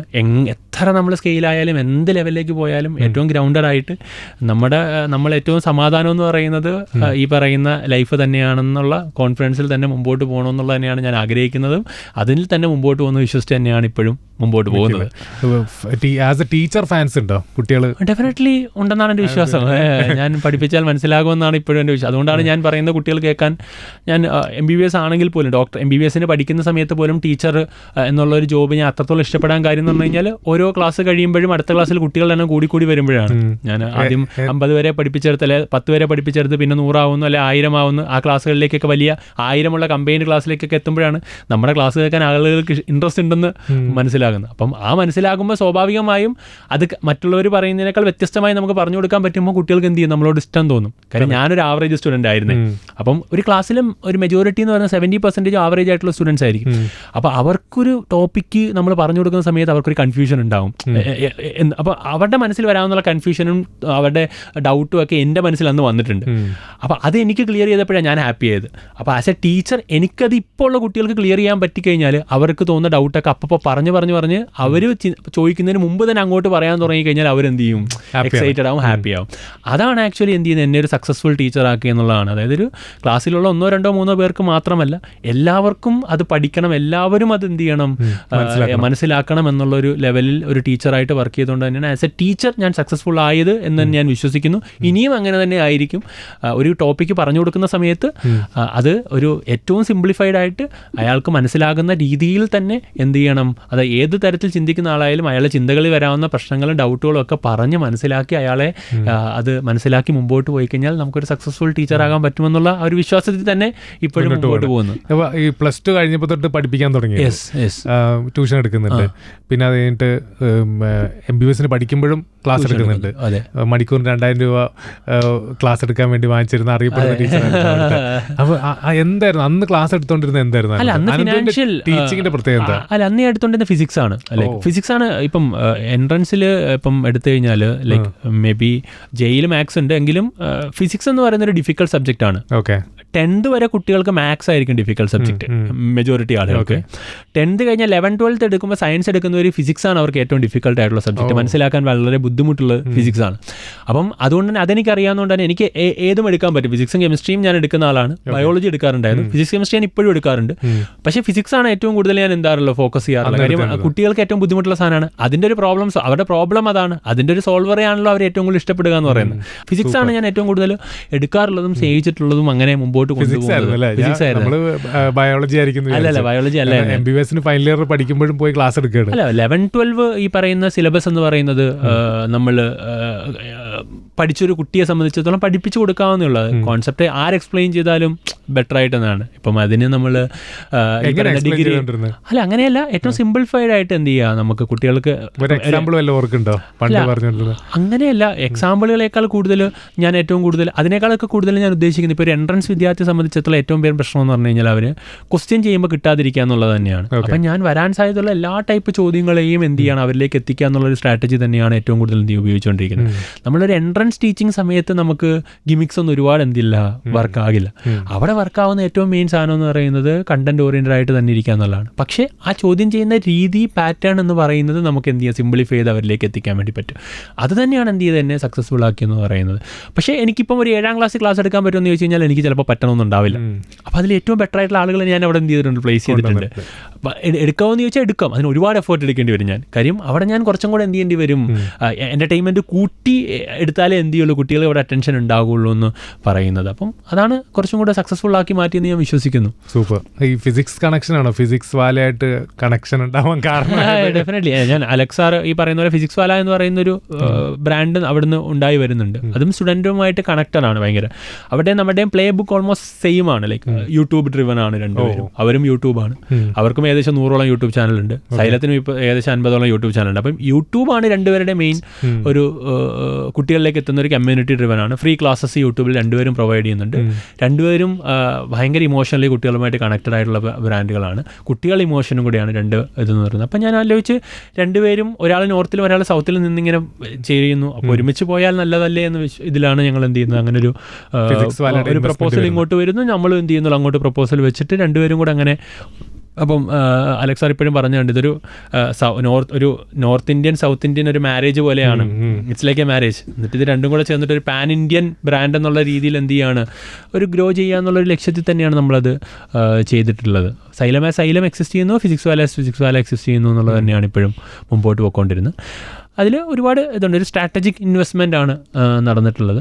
അവരുടെ ഫണ്ട് നമുക്ക് തന്നിട്ടുണ്ടായിരുന്നു. അതുപോലെ തന്നെ ടെക്നോളജിക്കൽ സപ്പോർട്ടുമുണ്ട്. ആപ്പ് ബാക്കിയുള്ള കാര്യങ്ങളൊക്കെ നമ്മൾ എന്ത് ചെയ്തിട്ടുണ്ട് സപ്പോർട്ട്. കുട്ടികളെ സംബന്ധിച്ചിടത്തോളം അഡ്വാൻറ്റേജ് ആപ്പും അവരുടെ എന്തൊക്കെ ടെക്നോളജി അവിടെ ഉണ്ടോ അതെല്ലാം കുട്ടികൾക്ക് എന്ത് ചെയ്യുന്നുണ്ട്, കിട്ടുന്നുണ്ട്. ഇപ്പം ഏറ്റവും അപ്ഡേറ്റഡ് ആയിട്ടുള്ള പറഞ്ഞു കഴിഞ്ഞാൽ ആസ്ക് AI എന്നൊക്കെ പറഞ്ഞ് AI ഗുരു എന്ന് പറഞ്ഞ് പുതിയ എന്ത് ചെയ്തിട്ടുണ്ട്, നമ്മൾ AI വരെ എനേബിൾഡ് ആയിട്ടുള്ള ഡൗട്ട് സോൾവിങ് എഞ്ചിൻ വരെ നമ്മൾ എന്ത് ചെയ്തിട്ടുണ്ട്, ഇൻട്രൊഡ്യൂസ് ചെയ്തിട്ടുണ്ട് ആപ്പിൽ. അത് ടെക്നോളജി അവിടെ എന്തൊക്കെയാണോ വരുന്നത് അത് നമുക്ക് അതുപോലെ പിറ്റേ ദിവസം റെപ്ലിക്കേറ്റ് ചെയ്യാൻ വേണ്ടി പറ്റും. കുട്ടികൾക്ക് അത് കിട്ടുന്നത്. പിന്നെ മെറ്റീരിയൽസ് എല്ലാം നമ്മൾ അത് തന്നെ എന്ത് ചെയ്ത് കൊണ്ടുവന്ന് കുട്ടികളിലേക്ക് എത്തിച്ചു. നമ്മുടെ മെറ്റീരിയൽസ് അവർ യൂസ് ചെയ്യുന്നുണ്ട്, മൈൻഡ് മാപ്പ്, അങ്ങനെ കുറേ കാര്യങ്ങൾ. അപ്പം ടെക്നോളജിയും ഈ പറയുന്ന അക്കാഡമിക്കൽ ഷെയറിങ് വന്നു, കൂടെ ഇൻഫ്രാസ്ട്രക്ചർ ബിൽഡ് ചെയ്യാനുള്ള നമുക്ക് ഫണ്ടിങ്ങും കൂടെ വന്നതോടുകൂടി തന്നെ നമ്മൾ എന്താണ് സ്ട്രാറ്റജിക്കലി അത് അലൈൻ ചെയ്താണ് മുമ്പോട്ട് പോയിട്ടുള്ളത്. അതാണ് ഫിസിക്സ് വാല എന്ന് പറയുന്ന അലക്സാർ എന്ന് പറയുന്ന ആ ഒരു ഇമോഷണൽ കണക്ട് ഉണ്ട് കുട്ടികളുമായിട്ടുള്ള. അത് തന്നെ എനിക്കും നമ്മുടെ ഇവിടുത്തെ സൈലത്തിൽ ഫീൽ ചെയ്തുകൊണ്ട് തന്നെയാണ് നമ്മളത് എന്ത് ചെയ്ത് ഓക്കെ ആയിട്ട് മുമ്പോട്ട് പോകുന്നത്. ഇപ്പം സക്സസ്ഫുൾ ആയിട്ട് 3 കൊല്ലമായി സക്സസ്ഫുൾ ആയിട്ട് കൈ കൊടുത്ത് മുമ്പോട്ട് പോകുന്നു. ഫിസിക്സ് വാല വന്നു കഴിഞ്ഞപ്പോൾ ആസ് എ ബ്രാൻഡ് നമ്മൾ എങ്ങനെയൊക്കെ വലുതായി? അല്ല, ഡെഫിനറ്റ്ലി ഒരുപാട് ഈ പറയുന്ന ഏകദേശം 50ഓളം സെൻറ്ററുകളായി പല സ്ഥലങ്ങളിലും. ഈ സെൻറ്റേഴ്സ് ഇപ്പം നമ്മൾ നോക്കിക്കഴിഞ്ഞാൽ കോഴിക്കോട് എടുത്തു കഴിഞ്ഞാൽ കോഴിക്കോട് ടൗണിൽ ഒരു എക്സാമ്പിൾ എടുത്ത്, പിന്നെ ഓരോ ടയർ 3 നമ്മൾ കുറച്ചങ്ങോട്ട് പോയാൽ കൊയിലാണ്ടിയുണ്ട്, പേരാമ്പ്രയുണ്ട്, നാദാപുരത്തുണ്ട്, ബാലുശ്ശേരിയിലുണ്ട്. ഇങ്ങനെയുള്ള സ്ഥലങ്ങളിൽ ചെറിയ ചെറിയ സ്ഥലങ്ങളിൽ വരെ സൈലം വരാൻ തുടങ്ങി. തൊട്ടു തുടങ്ങി സൈലം അങ്ങ് ട്രിവാൻഡ്രം ഇങ്ങേറ്റം എടുത്തു കഴിഞ്ഞാൽ നെയ്യാറ്റിൻകര വരെയുണ്ട്, സൈലം നെയ്യാറ്റിൻകരയുണ്ട്. അപ്പം ഇത്രയും സെൻറ്റേഴ്സ് ചെറിയ ചെറിയ സ്ഥലങ്ങൾ. ഇപ്പം മലപ്പുറം എടുത്തു കഴിഞ്ഞാൽ നമ്മൾ സൈലം പെരിന്തൽമണ്ണയിലുണ്ട്, മഞ്ചേരിയിലുണ്ട്, കോട്ടക്കലുണ്ട്, കൊണ്ടോട്ടിയുണ്ട്, മലപ്പുറത്താണ്. അപ്പം ഇത്ര സ്ഥലങ്ങളിലേക്ക് സൈലം എത്തിക്കാൻ വേണ്ടി ഹെൽപ്പ് ചെയ്തതെന്ന് പറയുന്നത് ഫിസിക്സ് വാല തന്നെയാണ്. അപ്പം അത് ഒരു ബ്രാൻഡ് ഇക്വിറ്റി നമുക്ക് എന്ത് ചെയ്യാൻ വേണ്ടി പറ്റി, ഏറ്റവും പെരിഫറൽ എൻഡുകളിലേക്ക് എത്തിക്കാൻ വേണ്ടിയും ഓഫ്ലൈനായിട്ടും ഓൺലൈനായിട്ടും ഡെഫിനറ്റ്ലി അത് എത്താൻ വേണ്ടി പറ്റി. പിന്നെ ഒരു സിസ്റ്റം ഉണ്ടായി. അവരൊരു സ്റ്റാർട്ടപ്പ് കൾച്ചറിൽ നോയിഡയിൽ ഡൽഹി ബേസ് ചെയ്ത് വർക്ക് ചെയ്യുന്ന ഒരാളാണ്. കാലിക്കറ്റിലൊരു സ്റ്റാർട്ടപ്പ് കൾച്ചറൊക്കെ വന്ന് തുടങ്ങുന്ന ഒരു സമയമല്ലേ ഉള്ളൂ. അപ്പം പക്ഷെ അവരുടെ കൾച്ചർ നമ്മൾ ഫോളോ അപ്പ് ചെയ്യാൻ തുടങ്ങിയപ്പോഴത്തേക്കും സിസ്റ്റംസ് കുറച്ചും കൂടെ എന്തായി ഇംപ്ലിമെൻറ്റ് ചെയ്യാൻ വേണ്ടി അവിടുത്തെ നമുക്ക് അതേ സെയിം സിസ്റ്റംസ് ഇംപ്ലിമെൻറ്റ് ചെയ്യാൻ തുടങ്ങിയപ്പോഴത്തേക്കും അത് കുറച്ചും കൂടെ പ്രൊഡക്ടിവിറ്റി കൂട്ടി എന്നുള്ളത് തന്നെയാണ് ഡെഫിനറ്റ്ലി നമ്മളെ ഹെൽപ്പ് ചെയ്തിട്ടുള്ള കാര്യമെന്ന് പറയുന്നത്. ഞാൻ കേട്ടിട്ടുണ്ട് 500 crore ഇൻവെസ്റ്റ്മെന്റ് ആണ്. ഓഫ് കോഴ്സ് അതിന് മുകളിലാണ് ഇപ്പം ഓരോ വർഷങ്ങളിലും എന്ത് ചെയ്തുകൊണ്ടിരിക്കുന്നത് അവരിപ്പം നടത്തിക്കൊണ്ടിരിക്കുന്നത്. കാര്യം അത് ഇൻഫ്രാസ്ട്രക്ചർ ഇൻവെസ്റ്റ്മെൻ്റ് ആയിട്ട് നമ്മൾ കേരളത്തിലേക്ക് വരുന്ന ഇൻവെസ്റ്റ്മെൻറ്റ് തന്നെയാണ്, ഇൻഫ്രാസ്ട്രക്ചറായിട്ടും ബാക്കിയുള്ള കാര്യങ്ങളൊക്കെ ആയിട്ട്. അപ്പം അത് വന്നുകൊണ്ടിരിക്കുകയാണ്. ഡെഫിനറ്റ്ലി ഇനിയും പുതിയ പ്രൊജക്റ്റുകളൊക്കെ വരുന്നുണ്ട്. അപ്പോൾ അതിൻ്റെ ഭാഗമായിട്ട് ഇൻവെസ്റ്റ്മെൻറ്റ്സ് കൂടുതൽ അവരെന്ത് ചെയ്യും, ഇപ്പം ഒരു പബ്ലിക് ലിസ്റ്റിങ്ങിലേക്കൊക്കെ പോകാനുള്ള കൂടുതലിപ്പം അതിൻ്റെ ഒരു പ്രോസസ്സ് നടക്കുന്നതുകൊണ്ടാണ് ഞാൻ കൂടുതൽ അതിനെക്കുറിച്ച് പറയാത്തത്. അത് മുമ്പോട്ട് പോകുമ്പോൾ ഡീറ്റെയിൽ ആയിട്ട് നമ്മൾ എന്ത് ചെയ്യും, അത് പുറത്തേക്ക് വരും. എങ്കിലും IPO വരാൻ വേണ്ടി പോവുകയാണ്. ഒരു മെർജ്ഡ് ആയിട്ടുള്ള ഫിസിക്സ് വാല IPO വരാൻ വേണ്ടി പോവുകയാണ്. First tech IPO in India ആയിരിക്കാം. ഫിസിക്സ് വാല എന്നുള്ള രീതിയിൽ തന്നെയായിരിക്കും നമ്മൾ എന്ത് ചെയ്യുക പോവുക. Definitely it's a part of Physics Wallah itself, total കമ്പനിയുടെ. But we are contributing almost ഒരു 10% ഓഫ് റവന്യൂ നമ്മൾ കോൺട്രിബ്യൂട്ട് ചെയ്യുന്ന ഒരു പ്ലാറ്റ്ഫോമാണ്. ഇപ്പം കറൻ്റ് ലാസ്റ്റ് ഇയർ ലോസ് ആയിരുന്നെങ്കിൽ ഈ ഇയർ നമ്മൾ പ്രോഫിറ്റബിൾ ആയിട്ട് മുമ്പോട്ട് പോകുന്നൊരു പ്രോഫിറ്റബിൾ ടെക് പ്ലാറ്റ്ഫോം തന്നെയാണ് ഇന്ത്യയിലെ സൗത്ത് ഇന്ത്യയിലെ വൺ ഓഫ് ദി ബിഗസ്റ്റ് എന്ന് പറയാവുന്നൊരു ലെവലിലേക്ക് തന്നെ എത്തി എന്ന് പറയുന്നത് അവരുടെയും കൂടെ സപ്പോർട്ട് ഉള്ളത് കൊണ്ട് തന്നെയാണ്. ഡെഫിനറ്റ്ലി അതാണ് മൊത്തത്തിൽ നമ്മുടെ സൈലം ഫിസിക്സ് വാല എന്ന് പറയുന്നൊരു കൊലാബ്. അടിപൊളി. സൈലത്തിന്റെ വേർഡ് മീനിങ് ഞാൻ നോക്കി. സൈലത്തിന്റെ വേർഡ് മീനിങ് എന്ന് പറയുമ്പോൾ പ്ലാന്റ്സിന് ന്യൂട്രീഷൻ എടുത്തു കൊടുക്കുന്ന ടിഷ്യൂ ആണെന്ന് ഞാൻ വായിച്ചു മനസ്സിലാക്കി. ഞാൻ ആക്ച്വലി സൈലം എന്നുള്ളൊരു പേര് ഭയങ്കര രസകരമായിട്ട് ആ പേര് ആലോചിച്ച് അങ്ങനെ ഇട്ടൊന്നുമല്ല. കാര്യം ഈ ഒരു ബ്രാൻഡിന് നെയിം കൊടുക്കുക ഭയങ്കര ഏറ്റവും ഡിഫിക്കൽട്ട് ടാസ്ക് ആണ് നെയിം കൊടുക്കുക എന്ന് പറയുന്നത്. കാര്യം നെയിം ഒന്നാമത്തെ പ്രശ്നം എന്ന് വെച്ച് കഴിഞ്ഞാൽ നെയിം നമ്മൾ എടുത്തൊരു ബ്രാൻഡിന് നമുക്ക് ഇഷ്ടപ്പെട്ടൊരു പേരിട്ട് ആ പേര് ഓൾറെഡി ആരെങ്കിലും എടുത്തിട്ടുണ്ടാവും. അതിന് ട്രേഡ് മാർക്ക് ഓൾറെഡി ഉണ്ടാവും. രണ്ട് കാര്യങ്ങളാണ് ബേസിക്കലി ആളുകൾ നോക്കുക. പേരിട്ട് കഴിയുമ്പോൾ ട്രേഡ് മാർക്ക് ഉണ്ടോ എന്ന് നോക്കും. നമുക്ക് ഇന്റലക്ച്വൽ പ്രോപ്പർട്ടി ഇന്ത്യയുടെ സൈറ്റിൽ കയറി കഴിഞ്ഞാൽ ട്രേഡ് മാർക്ക് സെർച്ച് ചെയ്താൽ trade mark available intellectual property trade mark എന്ന് സെർച്ച് ചെയ്താൽ ഗൂഗിളിൽ ഫസ്റ്റ് വരുന്ന ഇതിൽ തന്നെ നമുക്ക് എന്ത് ചെയ്യാൻ കയറാം. അവിടെ കയറി കഴിഞ്ഞാൽ നമുക്ക് ഇഷ്ടപ്പെട്ട വേർഡ്, നമ്മൾക്ക് ഇഷ്ടപ്പെട്ട ക്ലാസ് നമുക്ക് അവിടെ കൊടുക്കാം. ക്ലാസ് എന്ന് പറഞ്ഞാൽ ഇപ്പം എഡ്യൂക്കേഷൻ 41 എന്ന് പറഞ്ഞ ക്ലാസ്സാണ്, എൻ്റെ ഓർമ്മ ശരിയാണ്. അപ്പോൾ ആ ക്ലാസ് കൊടുത്തു കഴിഞ്ഞാൽ അത് ആരെങ്കിലും എടുത്തിട്ടുണ്ടോ എന്ന് അറിയാൻ പറ്റും നമുക്ക്. അത് ഓൾറെഡി ആ പേര് ആരെങ്കിലും എടുത്തിട്ടുണ്ടെങ്കിൽ നമുക്കത് പിന്നെ എന്ത് ചെയ്യാൻ വേണ്ടി പറ്റില്ല, ഉപയോഗിക്കാൻ വേണ്ടി പറ്റില്ല. അപ്പം അതാണ് ഏറ്റവും ആദ്യത്തെ കാര്യം എന്ന് പറയുന്നത്. അപ്പം ട്രേഡ് മാർക്ക് നമുക്കില്ല ചിലപ്പോൾ പേരിടുന്ന സമയത്ത്. ഇനി ട്രേഡ് മാർക്ക് ഉണ്ടെങ്കിൽ തന്നെ ചിലപ്പോൾ വെബ്സൈറ്റ് ഒന്നും കാണില്ല. വെബ്സൈറ്റ് വേറെ ആരെങ്കിലും എന്ത് ചെയ്തിട്ടുണ്ടാവും, എടുത്തിട്ടുണ്ടാവും. അപ്പോൾ വെബ്സൈറ്റും കൂടെ നമുക്ക് എന്ത് ചെയ്യണം, ഒരു വേണം. ഇത് രണ്ടും കിട്ടാത്തപ്പോഴാണ് നമ്മൾ എന്ത് ചെയ്യുന്നത്, സ്ട്രഗിൾ ആയി പോകുന്നത്. ഇനി ട്രേഡ് മാർക്കൊക്കെ ഉണ്ടെങ്കിൽ വെബ്സൈറ്റ് നമുക്ക് പല ഓപ്ഷൻസ് വേണമെങ്കിൽ എന്ത് ചെയ്യാം, എടുത്തൊക്കെ പോകാം. എങ്കിലും SEO ഒക്കെ കയറി വരാൻ ഭയങ്കര ബുദ്ധിമുട്ടാണ്. അപ്പം ഇത് രണ്ടും കണക്ട് ആവുന്നൊരു പേര് വേണം. അങ്ങനെ പല പേരുകൾ ഇട്ടിട്ട് വന്ന് പല ഓപ്ഷൻസ് പറഞ്ഞു ഞാൻ ഇടയ്ക്ക് ആലോചിച്ച് മറ്റേ ask learning app, Ananth S Kumar learning app അതൊക്കെ ആക്കിയാലോ എന്നൊക്കെ. പക്ഷെ അപ്പോഴും അതൊക്കെ ഓപ്ഷൻ ട്രേഡ് മാർക്ക് ഒക്കെ ഓൾറെഡി ഉണ്ട്. അങ്ങനെ ഓൾറെഡി ഉള്ളതാണ്. അങ്ങനെ ഇട്ടിട്ട് കുറേ കാർബൺ എന്നൊക്കെ പറഞ്ഞ് അതെല്ലാം ഓൾറെഡി എടുത്തെടുത്ത് പോയ കാര്യങ്ങളാണ്. പിന്നെ ലാസ്റ്റ് എൻ്റെ കൂട്ടുകാരൻ പറഞ്ഞ് വല്ല സൈലം ഫ്ലോ എന്നൊക്കെ പറഞ്ഞ വല്ല ഇടറി അതൊന്നും ഉണ്ടാവില്ല നീ നോക്കെന്ന് പറഞ്ഞിട്ട് അങ്ങനെ ഒരു ഫ്ലോയിൽ ഒരാൾ പറഞ്ഞതാണ്, എൻ്റെ ഒരു ഫ്രണ്ട് പറഞ്ഞതാണ്. അങ്ങനെ സൈലം എന്ന പേര് എന്നാൽ പിന്നെ നോക്കിയേക്കാന്ന് വിചാരിച്ച് സൈലം ഓൾറെഡി ഒരു യൂറോപ്പിലൊക്കെ ഉള്ള വലിയൊരു കമ്പനി ഓൾറെഡി ഉണ്ട്. പക്ഷേ ഇന്ത്യയിൽ അവരില്ല, എഡ്യൂക്കേഷനിലുള്ളതല്ല. അവർ ഈ പറയുന്ന ഒരു പ്ലംബിംഗ് വാട്ടർ അങ്ങനത്തെ ഒരു വലിയ കമ്പനിയാണ്, ലിസ്റ്റഡ് ബിഗർ കമ്പനിയാണ്. പക്ഷേ സൈലം ലേണിംഗ് ഇന്ത്യയിലില്ല, ഇന്ത്യയിലെ ട്രേഡ് മാർക്ക് ചെയ്തിട്ടില്ല, ഇന്ത്യയിലില്ല. അപ്പം ഞാനത് ചോദിച്ച ഓപ്ഷൻ അങ്ങ് ഇട്ടേക്കാം എന്ന് വിചാരിച്ചു. പിന്നെ നമ്മൾ എന്ത് ചെയ്യണം, അതിനൊരു പിന്നെ ഒരു മീനിങ് ഒക്കെ ഉണ്ടാക്കിയെടുക്കുകയല്ലേ, like it will be a connection between. But right, പിന്നെ ചിന്തിക്കുമ്പോഴത്തേക്കും മറ്റേ വാട്ടർ ന്യൂട്രീഷനും കൊടുക്കുന്ന പോലെ ഇവിടെ ഞങ്ങളുടെ സൈലത്തിലൂടെ കുട്ടികൾക്ക് വേണ്ടതെല്ലാം ഞങ്ങൾ എന്ത് ചെയ്യുകയാണ്, പ്രൊവൈഡ് ചെയ്യുകയാണ് അവർക്ക് വളരാൻ വേണ്ടതുള്ള. It's good. അങ്ങനെ പിന്നെ വന്നപ്പോഴത്തേക്കും സൈലം എന്ന പേര് എല്ലാം മാച്ചായി വന്നു. പറയാനും എളുപ്പമാണ്, സ്വീറ്റാണ് സൈലം എന്നുള്ള രീതിയിൽ. അങ്ങനെയൊക്കെ തന്നെയാണ് ഇത് വരുന്നത്. ഈ പ്രോസസ്സിലാണ് എല്ലാവരും ബ്രാൻഡ് ബിൽഡ് ചെയ്യുന്നവരൊക്കെ ബിൽഡായി വരുന്നത്. വെറുതെ ടെക്സ്റ്റ് ബുക്ക് ചെയ്യുന്ന ഒരു സാധനം പറഞ്ഞല്ലോ. അല്ല അങ്ങനെയല്ല. MBBSന്റെ ഫൈനൽ ഇയർ സമയത്ത് ജോസ് എന്നാണ് അവന്റെ പേര്. അവനിപ്പം ഓർത്തോപീഡിക്സ് തൃശ്ശൂർ ആള് PG ചെയ്തോണ്ടിരിക്കുന്നത്. ജോസേട്ടനാണ്. അപ്പോൾ ഇങ്ങനെ ഇത് നോക്കെന്ന് പറഞ്ഞ എന്നോട് പറഞ്ഞൊരു ഓപ്ഷൻ തന്ന് അങ്ങനെയാണ് ഇതിലേക്ക് വന്നതും മുമ്പോട്ട് പോയത്. ഡയലോഗ് എന്തായിരുന്നു, സൈലെന്നോ പോയെന്നൊക്കെ ലിഡറി എന്ന് പറഞ്ഞു. അങ്ങനെ ഒരു രീതിയിലാണ് അവൻ പറഞ്ഞു. അതിലാണ് അവൻ മൾട്ടി ക്രോർ ബ്രാൻഡായി മാറി. അതെ അവനിടയ്ക്ക് വിളിക്കുമ്പോൾ പറയും അവൻ പോലും വിചാരിച്ചിട്ടില്ല പുള്ളിങ്ങനെ എത്തും എന്നുള്ളത്. ആരും വിചാരിച്ചിട്ടുണ്ടാവില്ലല്ലോ അന്ന്. ട്രേഡ് മാർക്കിന്റെ കൊടുക്കാം, റെഡി ആവട്ടെ, കൊടുക്കാം. ശരി.